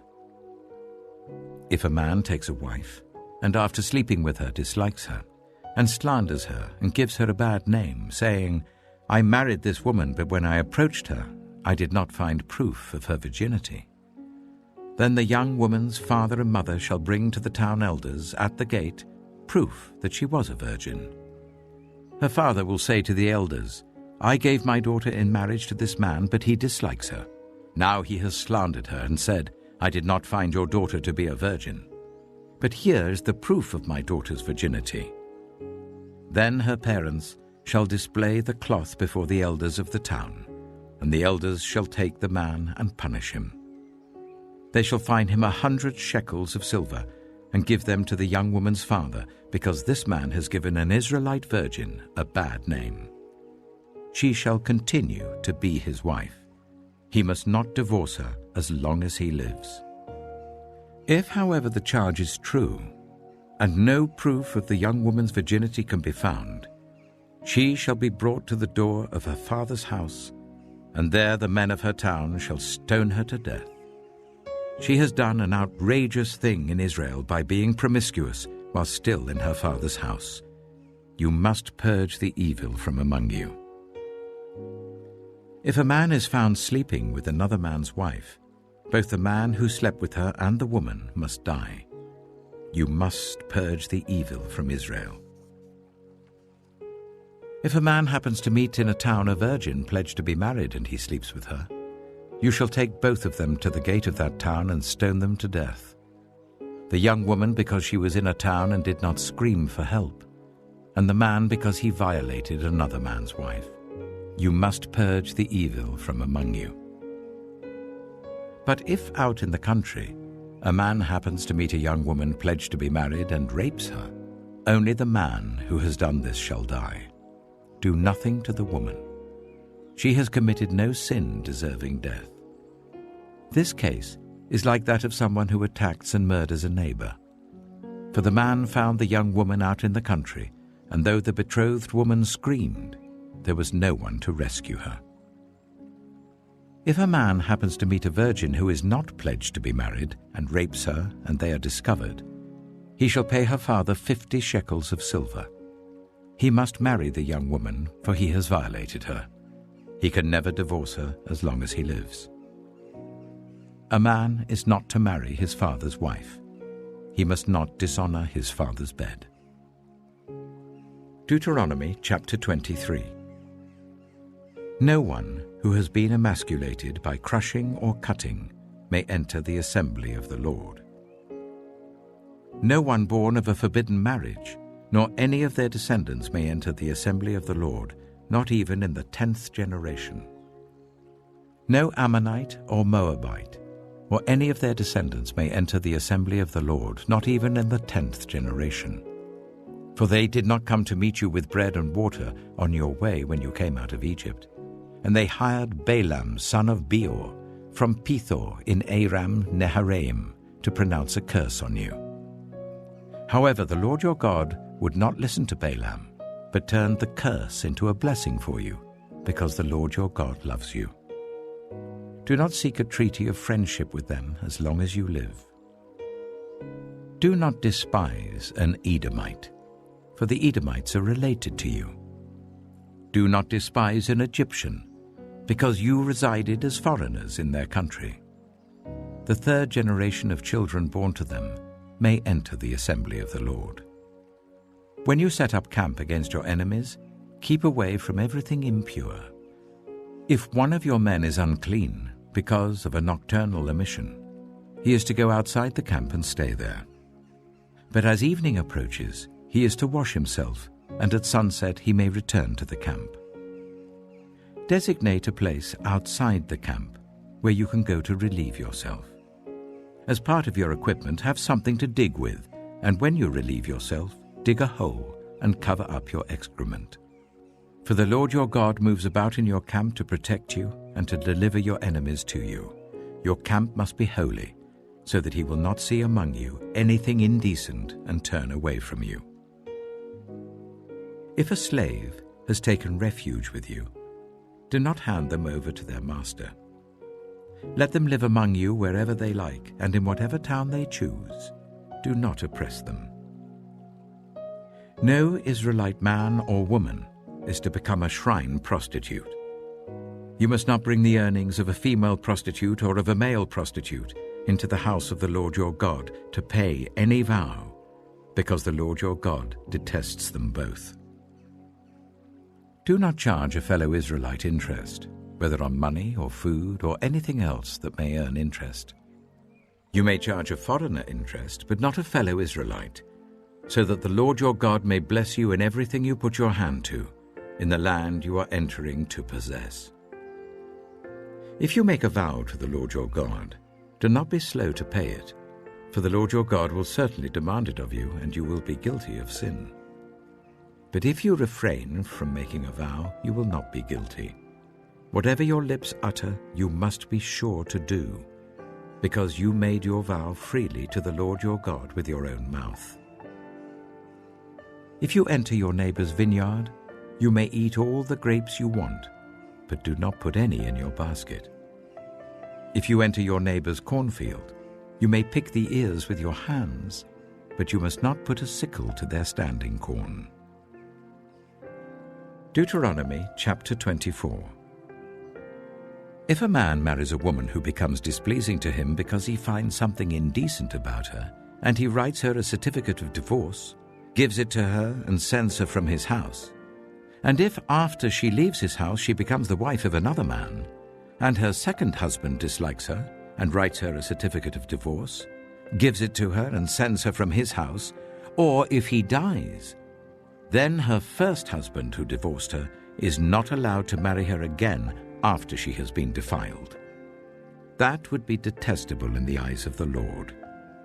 Do not bring sin upon the land the Lord your God is giving you as an inheritance. If a man has recently married, he must not be sent to war or have any other duty laid on him. For 1 year he is to be free to stay at home and bring happiness to the wife he has married. Do not take a pair of millstones, not even the upper one, as security for a debt, because that would be taking a person's livelihood as security. If someone is caught kidnapping a fellow Israelite and treating or selling them as a slave, the kidnapper must die. You must purge the evil from among you. In cases of defiling skin diseases, be very careful to do exactly as the Levitical priests instruct you. You must follow carefully what I have commanded them. Remember what the Lord your God did to Miriam along the way after you came out of Egypt. When you make a loan of any kind to your neighbor, do not go into their house to get what is offered to you as a pledge. Stay outside and let the neighbor to whom you are making the loan bring the pledge out to you. If the neighbor is poor, do not go to sleep with their pledge in your possession. Return their cloak by sunset, so that your neighbor may sleep in it. Then they will thank you, and it will be regarded as a righteous act in the sight of the Lord your God. Do not take advantage of a hired worker who is poor and needy, whether that worker is a fellow Israelite or a foreigner residing in one of your towns. Pay them their wages each day before sunset, because they are poor and are counting on it. Otherwise they may cry to the Lord against you, and you will be guilty of sin. Parents are not to be put to death for their children, nor children put to death for their parents. Each will die for their own sin. Do not deprive the foreigner or the fatherless of justice, or take the cloak of the widow as a pledge. Remember that you were slaves in Egypt, and the Lord your God redeemed you from there. That is why I command you to do this.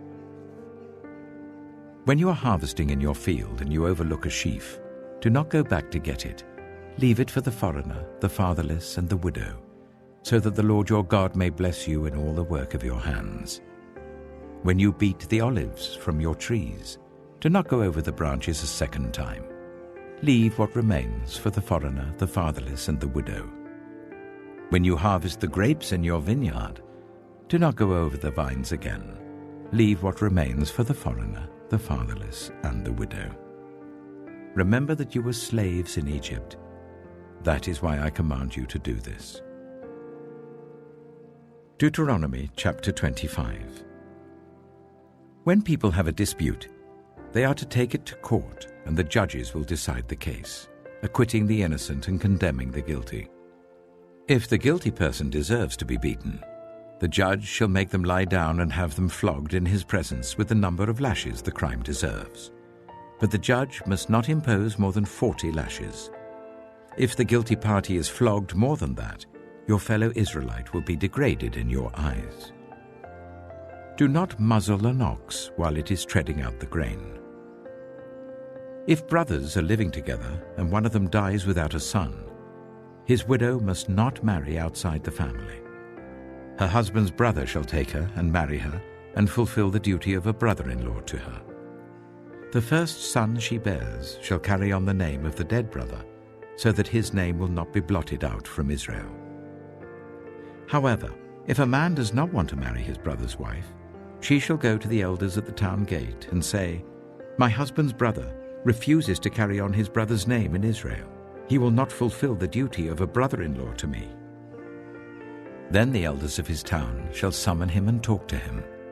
If he persists in saying, "I do not want to marry her," his brother's widow shall go up to him in the presence of the elders, take off one of his sandals, spit in his face, and say, "This is what is done to the man who will not build up his brother's family line."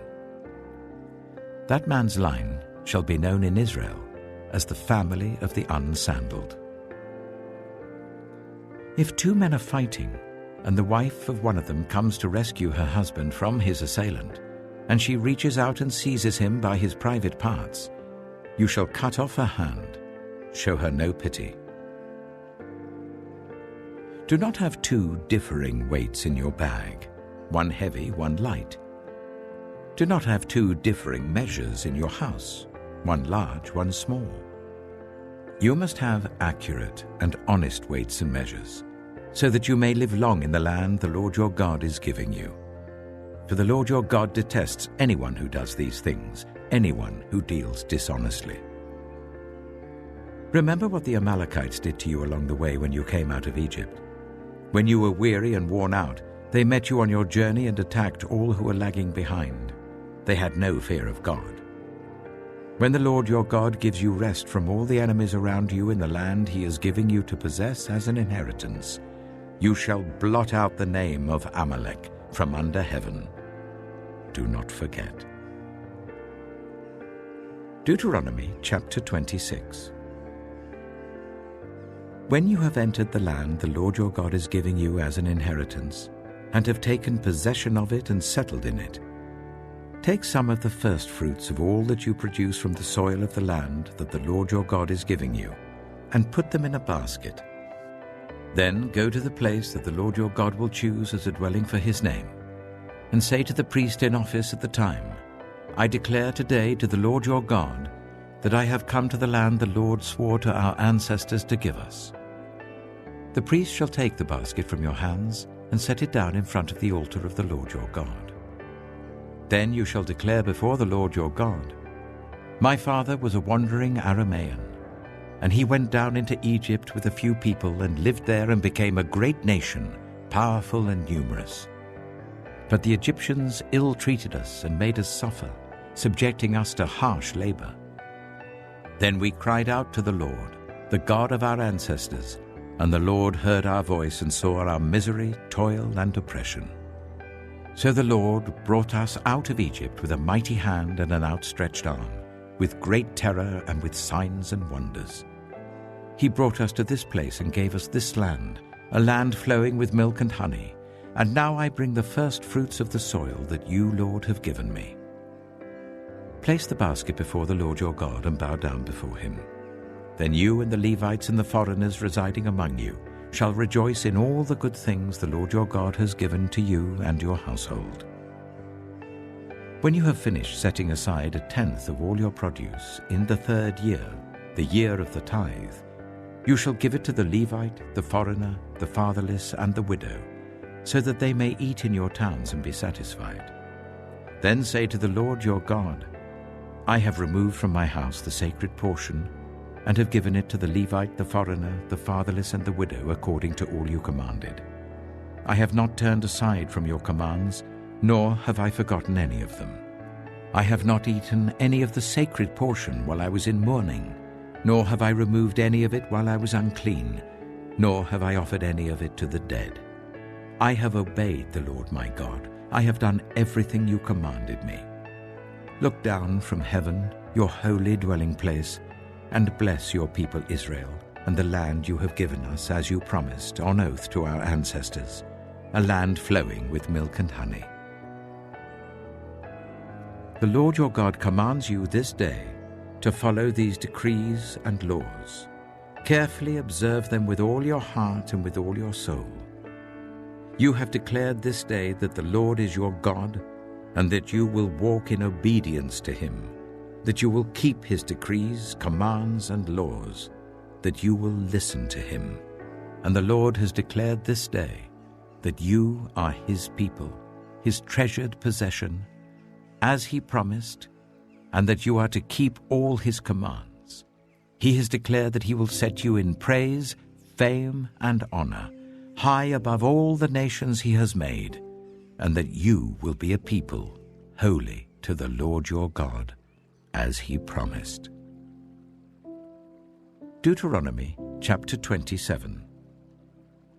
Moses and the elders of Israel commanded the people, Keep all these commands that I give you today. When you have crossed the Jordan into the land of the Lord your God is giving you, set up some large stones and coat them with plaster.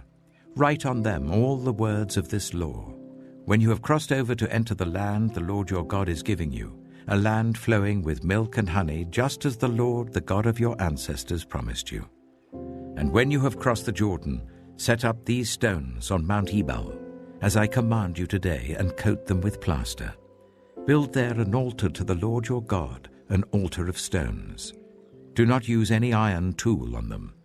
Build the altar of the Lord your God with stones from the field, and offer burnt offerings on it to the Lord your God. Sacrifice fellowship offerings there, eating them and rejoicing in the presence of the Lord your God. And you shall write very clearly all the words of this law on these stones you have set up. Then Moses and the Levitical priests said to all Israel, Be silent, Israel, and listen. You have now become the people of the Lord your God. Obey the Lord your God and follow his commands and decrees that I give you today. On the same day, Moses commanded the people, When you have crossed the Jordan, these tribes shall stand on Mount Gerizim to bless the people: Simeon, Levi, Judah, Issachar, Joseph, and Benjamin. And these tribes shall stand on Mount Ebal to pronounce curses: Reuben, Gad, Asher, Zebulun, Dan, and Naphtali.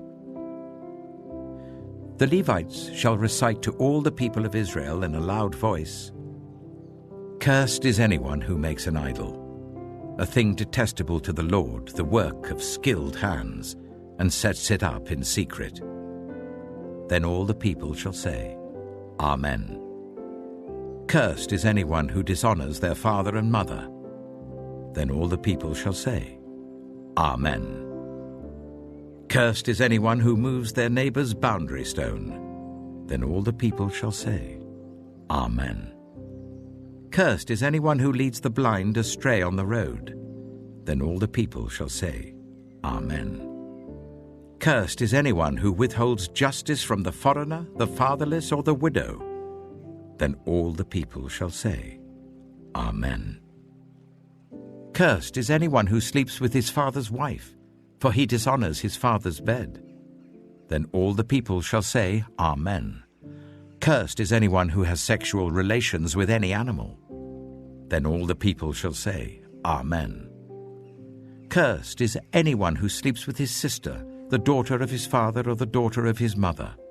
Then all the people shall say, "Amen." "Cursed is anyone who sleeps with his mother-in-law."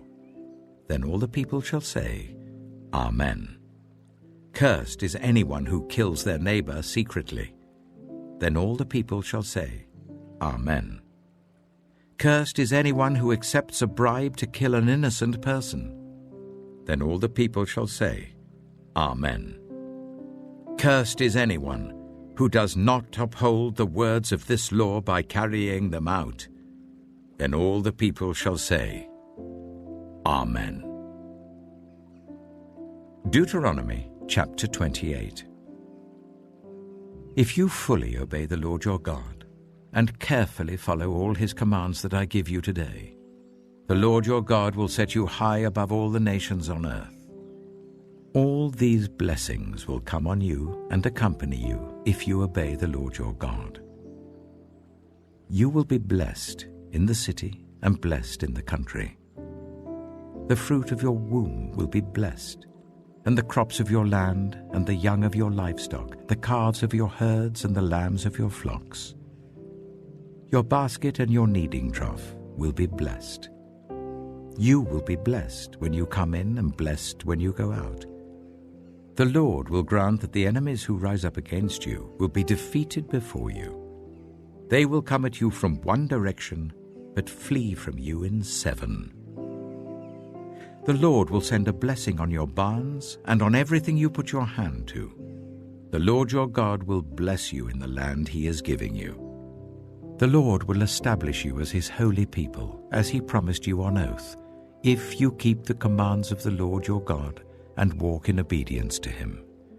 Then all the peoples on earth will see that you are called by the name of the Lord, and they will fear you.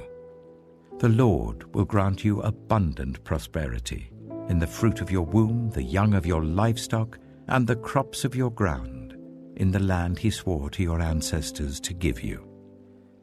The Lord will open the heavens, the storehouse of his bounty, to send rain on your land in season and to bless all the work of your hands. You will lend to many nations, but will borrow from none. The Lord will make you the head, not the tail. If you pay attention to the commands of the Lord your God that I give you this day, and carefully follow them, you will always be at the top, never at the bottom. Do not turn aside from any of the commands I give you today, to the right or to the left, following other gods and serving them. However, if you do not obey the Lord your God, and do not carefully follow all his commands and decrees I am giving you today, all these curses will come on you and overtake you. You will be cursed in the city and cursed in the country. Your basket and your kneading trough will be cursed. The fruit of your womb will be cursed, and the crops of your land, and the calves of your herds, and the lambs of your flocks. You will be cursed when you come in, and cursed when you go out. The Lord will send on you curses, confusion, and rebuke in everything you put your hand to, until you are destroyed and come to sudden ruin because of the evil you have done in forsaking him. The Lord will plague you with diseases until he has destroyed you from the land you are entering to possess. The Lord will strike you with wasting disease, with fever and inflammation, with scorching heat and drought, with blight and mildew, which will plague you until you perish. The sky over your head will be bronze, the ground beneath you iron. The Lord will turn the rain of your country into dust and powder. It will come down from the skies until you are destroyed. The Lord will cause you to be defeated before your enemies.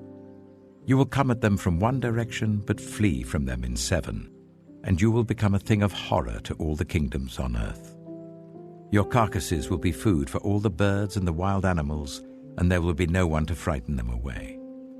The Lord will afflict you with the boils of Egypt, and with tumors, festering sores, and the itch from which you cannot be cured. The Lord will afflict you with madness, blindness, and confusion of mind. At midday you will grope about like a blind person in the dark. You will be unsuccessful in everything you do. Day after day you will be oppressed and robbed, with no one to rescue you. You will be pledged to be married to a woman, but another will take her and rape her. You will build a house, but you will not live in it.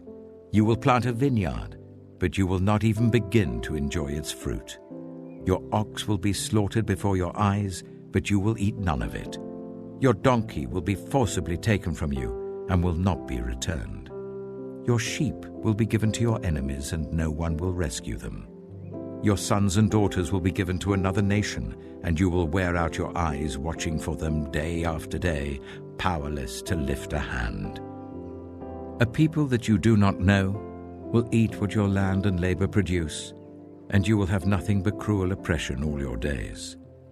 The sights you see will drive you mad. The Lord will afflict your knees and legs with painful boils that cannot be cured, spreading from the soles of your feet to the top of your head. The Lord will drive you and the king you set over you to a nation unknown to you or your ancestors. There you will worship other gods, gods of wood and stone. You will become a thing of horror, a byword, and an object of ridicule among the peoples where the Lord will drive you.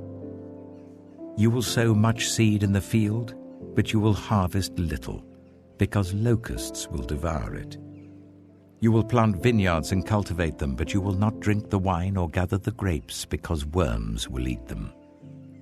You will have olive trees throughout your country, but you will not use the oil, because the olives will drop off. You will have sons and daughters, but you will not keep them, because they will go into captivity. Swarms of locusts will take over all your trees and the crops of your land. The foreigners who reside among you will rise above you higher and higher, but you will sink lower and lower. They will lend to you, but you will not lend to them. They will be the head, but you will be the tail. All these curses will come on you. They will pursue you and overtake you until you are destroyed, because you did not obey the Lord your God and observe the commands and decrees he gave you. They will be a sign and a wonder to you and your descendants forever.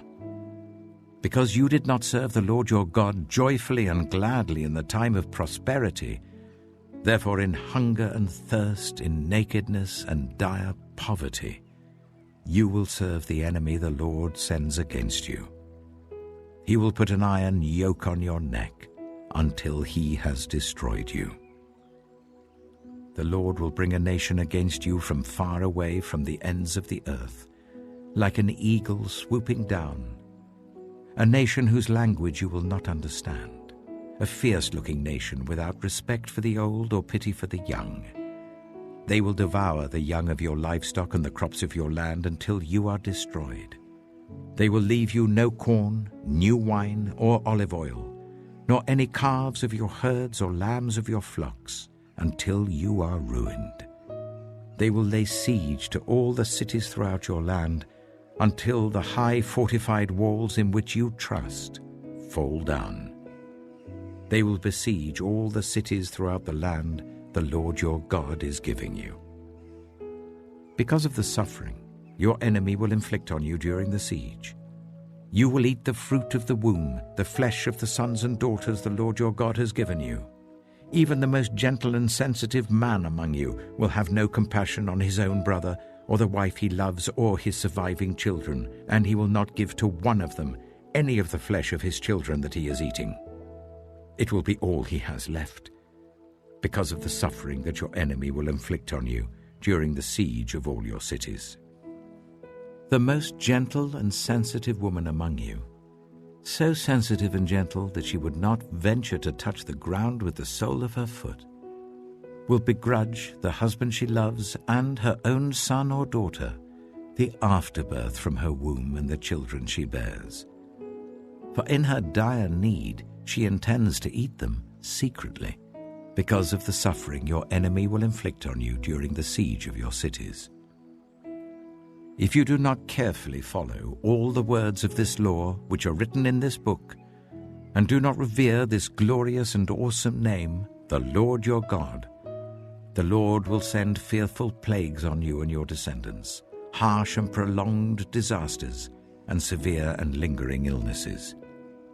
He will bring on you all the diseases of Egypt that you dreaded, and they will cling to you. The Lord will also bring on you every kind of sickness and disaster not recorded in this book of the law until you are destroyed. You, who were as numerous as the stars in the sky, will be left but few in number, because you did not obey the Lord your God. Just as it pleased the Lord to make you prosper and increase in number, so it will please him to ruin and destroy you. You will be uprooted from the land you are entering to possess. Then the Lord will scatter you among all the nations, from one end of the earth to the other. There you will worship other gods, gods of wood and stone, which neither you nor your ancestors have known. Among those nations you will find no repose, no resting place for the sole of your foot. There the Lord will give you an anxious mind, eyes weary with longing, and a despairing heart. You will live in constant suspense, filled with dread both night and day, never sure of your life. In the morning you will say, "If only it were evening," and in the evening, "If only it were morning," because of the terror that will fill your hearts and the sights that your eyes will see. The Lord will send you back in ships to Egypt, on a journey I said you should never make again.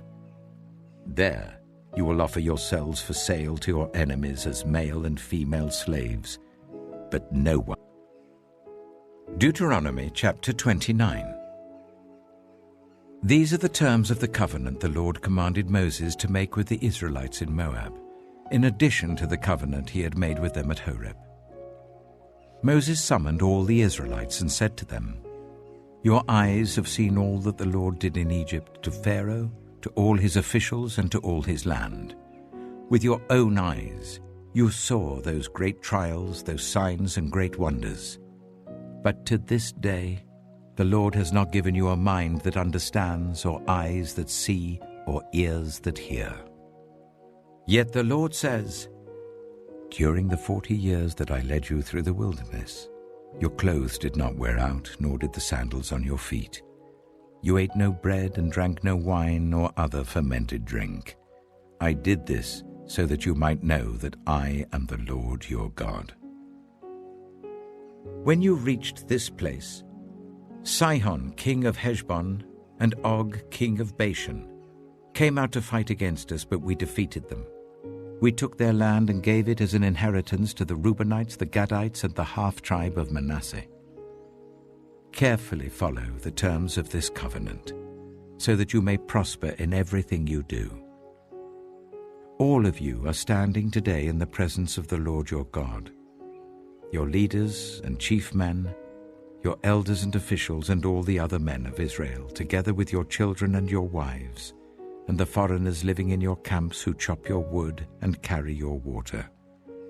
You are standing here in order to enter into a covenant with the Lord your God, a covenant the Lord is making with you this day and sealing with an oath, to confirm you this day as his people, that he may be your God as he promised you, and as he swore to your fathers, Abraham, Isaac, and Jacob. I am making this covenant with its oath, not only with you who are standing here with us today in the presence of the Lord our God, but also with those who are not here today. You yourselves know how we lived in Egypt, and how we passed through the countries on the way here. You saw among them their detestable images and idols of wood and stone, of silver and gold. Make sure there is no man or woman, clan or tribe among you today whose heart turns away from the Lord our God to go and worship the gods of those nations. Make sure there is no root among you that produces such bitter poison. When such a person hears the words of this oath, and they invoke a blessing on themselves, thinking, I will be safe, even though I persist in going my own way, they will bring disaster on the watered land as well as the dry. The Lord will never be willing to forgive them. His wrath and zeal will burn against them. All the curses written in this book will fall on them, and the Lord will blot out their names from under heaven. The Lord will single them out from all the tribes of Israel for disaster, according to all the curses of the covenant written in this book of the law. Your children who follow you in later generations, and foreigners who come from distant lands, will see the calamities that have fallen on the land and the diseases with which the Lord has afflicted it. The whole land will be a burning waste of salt and sulfur, nothing planted, nothing sprouting, no vegetation growing on it. It will be like the destruction of Sodom and Gomorrah, Admah and Zeboim, which the Lord overthrew in fierce anger. All the nations will ask, why has the Lord done this to this land? Why this fierce burning anger? And the answer will be, it is because this people abandoned the covenant of the Lord, the God of their ancestors, the covenant he made with them when he brought them out of Egypt. They went off and worshipped other gods and bowed down to them, gods they did not know, gods he had not given them. Therefore the Lord's anger burned against this land, so that he brought on it all the curses written in this book. In furious anger and in great wrath, the Lord uprooted them from their land and thrust them into another land, as it is now. The secret things belong to the Lord our God, but the things revealed belong to us and to our children forever, that we may follow all the words of this law. Deuteronomy chapter 30. When all these blessings and curses I have set before you come on you, and you take them to heart, wherever the Lord your God disperses you among the nations, and when you and your children return to the Lord your God, and obey him with all your heart and with all your soul, according to everything I command you today, then the Lord your God will restore your fortunes and have compassion on you, and gather you again from all the nations where he scattered you. Even if you have been banished to the most distant land under the heavens, from there the Lord your God will gather you and bring you back. He will bring you to the land that belonged to your ancestors, and you will take possession of it. He will make you more prosperous and numerous than your ancestors. The Lord your God will circumcise your hearts and the hearts of your descendants, so that you may love him with all your heart and with all your soul and live. The Lord your God will put all these curses on your enemies who hate and persecute you. You will again obey the Lord and follow all his commands I am giving you today. Then the Lord your God will make you most prosperous in all the work of your hands and in the fruit of your womb, the young of your livestock and the crops of your land. The Lord will again delight in you and make you prosperous, just as he delighted in your ancestors. If you obey the Lord your God and keep his commands and decrees that are written in this book of the law, and turn it to the Lord your God with all your heart and with all your soul. Now what I am commanding you today is not too difficult for you or beyond your reach. It is not up in heaven, so that you have to ask, who will ascend into heaven to get it and proclaim it to us so that we may obey it? Nor is it beyond the sea, so that you have to ask, who will cross the sea to get it and proclaim it to us so that we may obey it? No, The word is very near you. It is in your mouth and in your heart, so that you may obey it. See, I set before you today life and prosperity, death and destruction. For I command you today to love the Lord your God, to walk in obedience to him and to keep his commands, decrees, and laws. Then you will live and increase, and the Lord your God will bless you in the land you are entering to possess. But if your heart turns away, and you are not obedient, and if you are drawn away to bow down to other gods and worship them, I declare to you this day that you will certainly be destroyed. You will not live long in the land you are crossing the Jordan to enter and possess. This day I call the heavens and the earth as witnesses against you that I have set before you life and death, blessings and curses. Now choose life, so that you and your children may live, and that you may love the Lord your God, listen to his voice, and hold fast to him. For the Lord is your life, and he will give you many years in the land he swore to give to your fathers, Abraham, Isaac, and Jacob. Deuteronomy chapter 31. Then Moses went out and spoke these words to all Israel. I am now 120 years old, and I am no longer able to lead you. The Lord has said to me, you shall not cross the Jordan. The Lord your God himself will cross over ahead of you.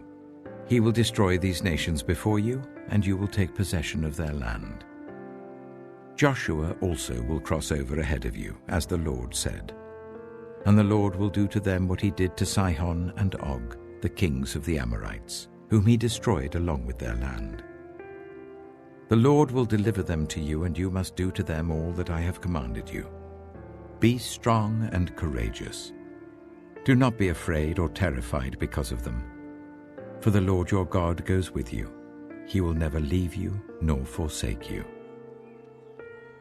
Then Moses summoned Joshua and said to him in the presence of all Israel, Be strong and courageous, for you must go with this people into the land that the Lord swore to their ancestors to give them, and you must divide it among them as their inheritance. The Lord himself goes before you and will be with you. He will never leave you nor forsake you. Do not be afraid. Do not be discouraged. So Moses wrote down this law and gave it to the Levitical priests, who carried the ark of the covenant of the Lord, and to all the elders of Israel. Then Moses commanded them, At the end of every 7 years, in the year for cancelling debts, during the festival of tabernacles, when all Israel comes to appear before the Lord your God at the place he will choose, you shall read this law before them in their hearing. Assemble the people, men, women, and children, and the foreigners residing in your towns, so that they can listen and learn to fear the Lord your God, and follow carefully all the words of this law. Their children, who do not know this law, must hear it and learn to fear the Lord your God as long as you live in the land you are crossing the Jordan to possess. The Lord said to Moses, Now the day of your death is near. Call Joshua and present yourselves at the tent of meeting, where I will commission him. So Moses and Joshua came and presented themselves at the tent of meeting. Then the Lord appeared at the tent in a pillar of cloud, and the cloud stood over the entrance to the tent. And the Lord said to Moses, You are going to rest with your ancestors, and these people will soon prostitute themselves to the foreign gods of the land they are entering. They will forsake me and break the covenant I made with them. And in that day I will become angry with them and forsake them. I will hide my face from them, and they will be destroyed. Many disasters and calamities will come on them, and in that day they will ask, Have not these disasters come on us because our God is not with us? And I will certainly hide my face in that day, because of all their wickedness in turning to other gods. Now write down this song, and teach it to the Israelites, and make them sing it, so that it may be a witness for me against them. When I have brought them into the land flowing with milk and honey, the land I promised on oath to their ancestors, and when they eat their fill and thrive, they will turn to other gods and worship them, rejecting me and breaking my covenant. And when many disasters and calamities come on them, this song will testify against them, because it will not be forgotten by their descendants. I know what they are disposed to do, even before I bring them into the land I promised them on oath. So Moses wrote down this song that day and taught it to the Israelites. The Lord gave this command to Joshua, son of Nun: "Be strong and courageous, for you will bring the Israelites into the land I promised them on oath, and I myself will be with you." After Moses finished writing in a book the words of this law from beginning to end, he gave this command to the Levites who carried the Ark of the Covenant of the Lord. "Take this book of the law and place it beside the Ark of the Covenant of the Lord your God. There it will remain as a witness against you. For I know how rebellious and stiff-necked you are. If you have been rebellious against the Lord while I am still alive and with you, how much more will you rebel after I die? Assemble before me all the elders of your tribes and all your officials, so that I can speak these words in their hearing, and call the heavens and the earth to testify against them. For I know that after my death you are sure to become utterly corrupt, and to turn from the way I have commanded you. In days to come, disaster will fall on you, because you will do evil in the sight of the Lord, and arouse his anger by what your hands have made." And Moses recited the words of this song from beginning to end in the hearing of the whole assembly of Israel. Deuteronomy chapter 32. Listen, you heavens, and I will speak. Hear, you earth, the words of my mouth. Let my teaching fall like rain, and my words descend like dew, like showers on new grass, like abundant rain on tender plants.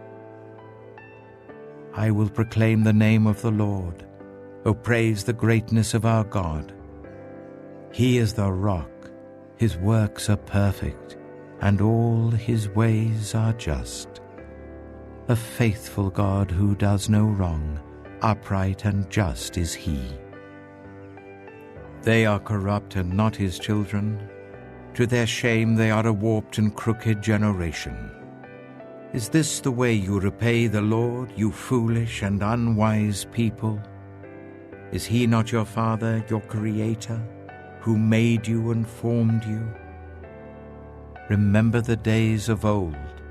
Consider the generations long past. Ask your father, and he will tell you, your elders, and they will explain to you. When the Most High gave the nations their inheritance, when he divided all mankind, he set up boundaries for the peoples according to the number of the sons of Israel. For the Lord's portion is his people, Jacob his allotted inheritance. In a desert land he found him, in a barren and howling waste. He shielded him and cared for him. He guarded him as the apple of his eye. Like an eagle that stirs up its nest and hovers over its young, that spread its wings to catch them and carries them on its pinions. The Lord alone led him, no foreign god was with him. He made him ride on the heights of the land, and fed him with the fruit of the fields. He nourished him with honey from the rock, and with oil from the flinty crag, with curds and milk from herds and flock, and with fattened lambs and goats, with choice rams of Bashan, and the finest grains of wheat. You drank the foaming blood of the grape. Jeshurun grew fat and kicked. Filled with food, they became heavy and sleek. They abandoned the God who made them and rejected the rock, their Savior. They made him jealous with their foreign gods and angered him with their detestable idols. They sacrificed to false gods, which are not God, gods they had not known, gods that had recently appeared, gods your ancestors did not fear. You deserted the rock who fathered you. You forgot the God who gave you birth. The Lord saw this and rejected them because he was angered by his sons and daughters. I will hide my face from them, he said, and see what their end will be. For they are a perverse generation, children who are unfaithful. They made me jealous by what is no God and angered me with their worthless idols. I will make them envious by those who are not a people. I will make them angry by a nation that has no understanding. For a fire will be kindled by my wrath, one that burns down to the realm of the dead below. It will devour the earth and its harvests, and set on fire the foundations of the mountains. I will heap calamities on them, and expend my arrows against them. I will send wasting famine against them, consuming pestilence and deadly plague. I will send against them the fangs of wild beasts, the venom of vipers that glide in the dust. In the street the sword will make them childless, in their homes terror will reign. The young men and young women will perish, the infants and those with gray hair. I said I would scatter them and erase their name from human memory. But I dreaded the taunt of the enemy, lest the adversary misunderstand and say, our hand has triumphed, the Lord has not done all this. They are a nation without sense. There is no discernment in them. If only they were wise and would understand this and discern what their end will be. How could one man chase 1,000 or two put 10,000 to flight? Unless their rock had sold them, unless the Lord had given them up. For their rock is not like our rock, as even our enemies concede. Their vine comes from the vine of Sodom and from the fields of Gomorrah. Their grapes are filled with poison, and their clusters with bitterness. Their wine is the venom of serpents, the deadly poison of cobras. Have I not kept this in reserve, and sealed it in my vaults? It is mine to avenge. I will repay. In due time their foot will slip. Their day of disaster is near, and their doom rushes upon them. The Lord will vindicate his people and relent concerning his servants, when he sees their strength is gone and no one is left slave or free. He will say, now where are their gods, the rock they took refuge in, the gods who ate the fat of their sacrifices and drank the wine of their drink offerings? Let them rise up to help you. Let them give you shelter. See now that I myself am he. There is no God beside me. I put to death and I bring to life.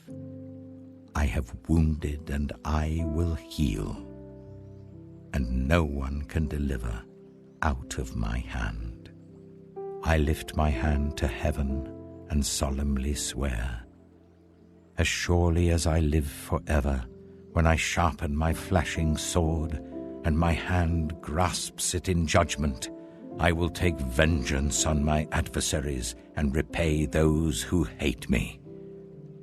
I will make my arrows drunk with blood, while my sword devours flesh, the blood of the slain and the captives, the heads of the enemy leaders.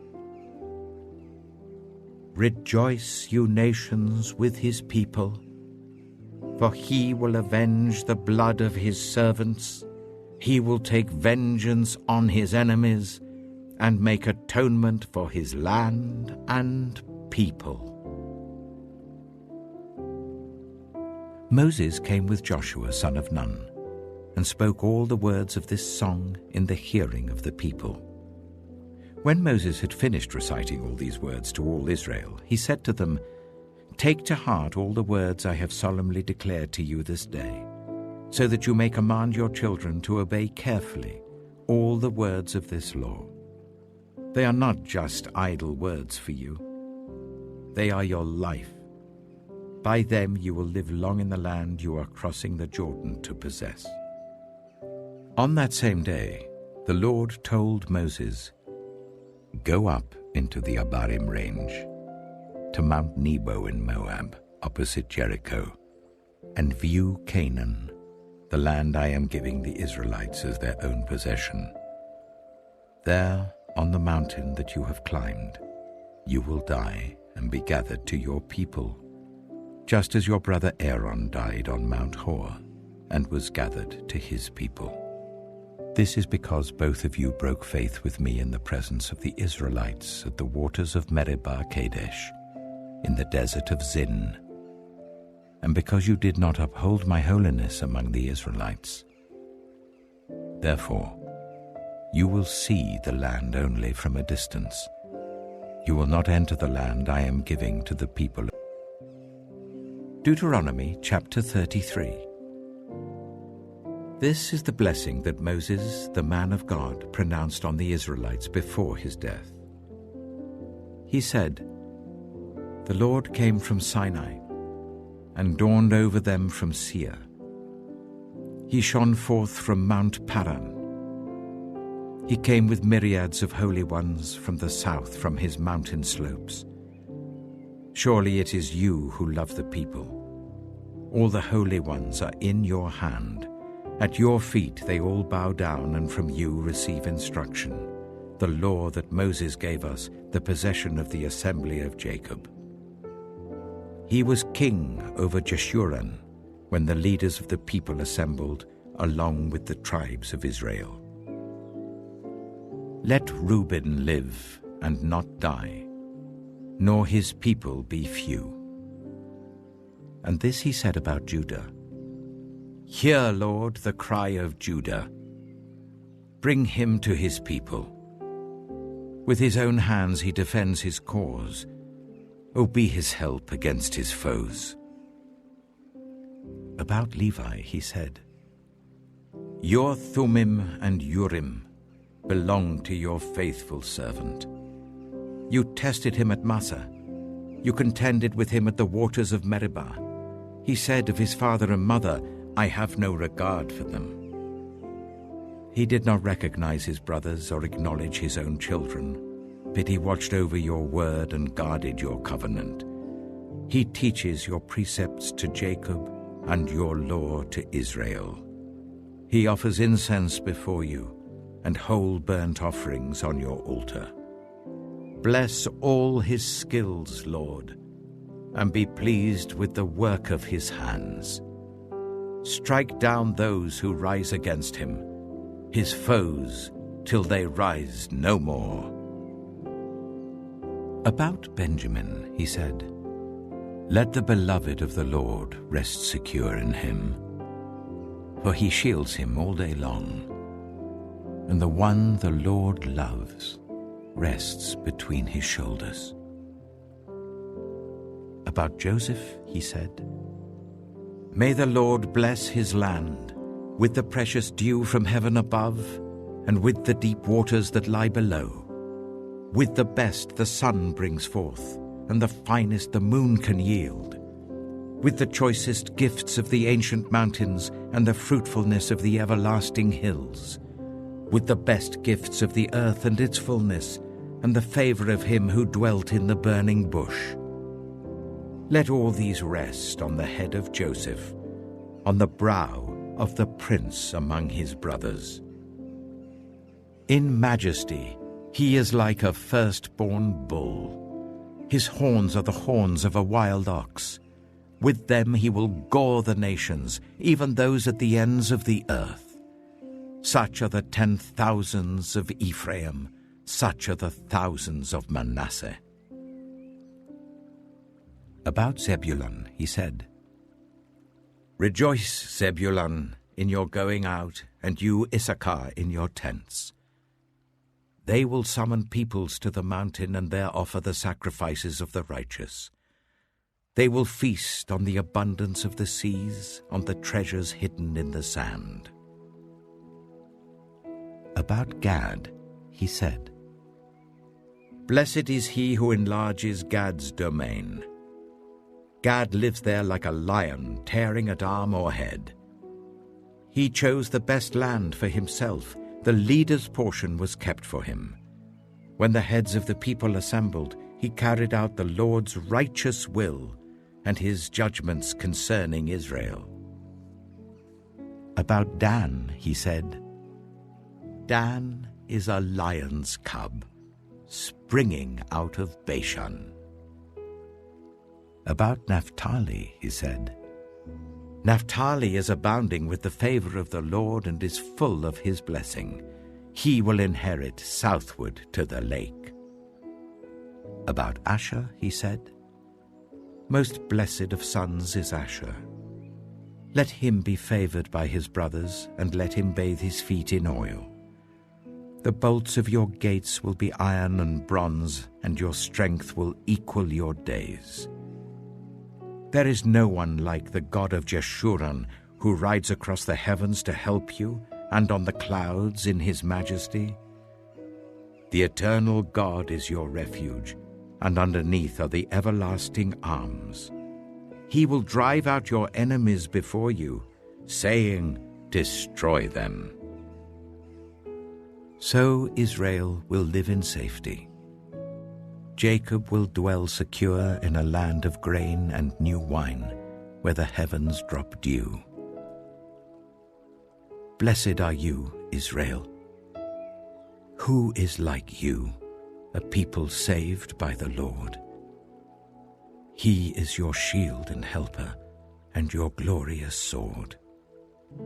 Your enemies will cower before you, and you will tread on their heights. Deuteronomy chapter 34. Then Moses climbed Mount Nebo from the plains of Moab to the top of Pisgah opposite Jericho. There the Lord showed him the whole land, from Gilead to Dan, all of Naphtali, the territory of Ephraim and Manasseh, all the land of Judah as far as the Mediterranean Sea, the Negev, and the whole region from the valley of Jericho, the city of palms, as far as Zoar. Then the Lord said to him, This is the land I promised on oath to Abraham, Isaac, and Jacob, when I said, I will give it to your descendants. I have let you see it with your eyes, but you will not cross over into it. And Moses, the servant of the Lord, died there in Moab, as the Lord had said. He buried him in Moab, in the valley opposite Beth Peor. But to this day, no one knows where his grave is. Moses was 120 years old when he died, yet his eyes were not weak, nor his strength gone. The Israelites grieved for Moses in the plains of Moab 30 days, until the time of weeping and mourning was over. Now Joshua, son of Nun, was filled with the spirit of wisdom because Moses had laid his hands on him. So the Israelites listened to him and did what the Lord had commanded Moses. Since then, no prophet has risen in Israel like Moses, whom the Lord knew face to face, who did all those signs and wonders the Lord sent him to do in Egypt, to Pharaoh and to all his officials and to his whole land. For no one has ever shown the mighty power or performed the awesome deeds that Moses did in the sight of all Israel.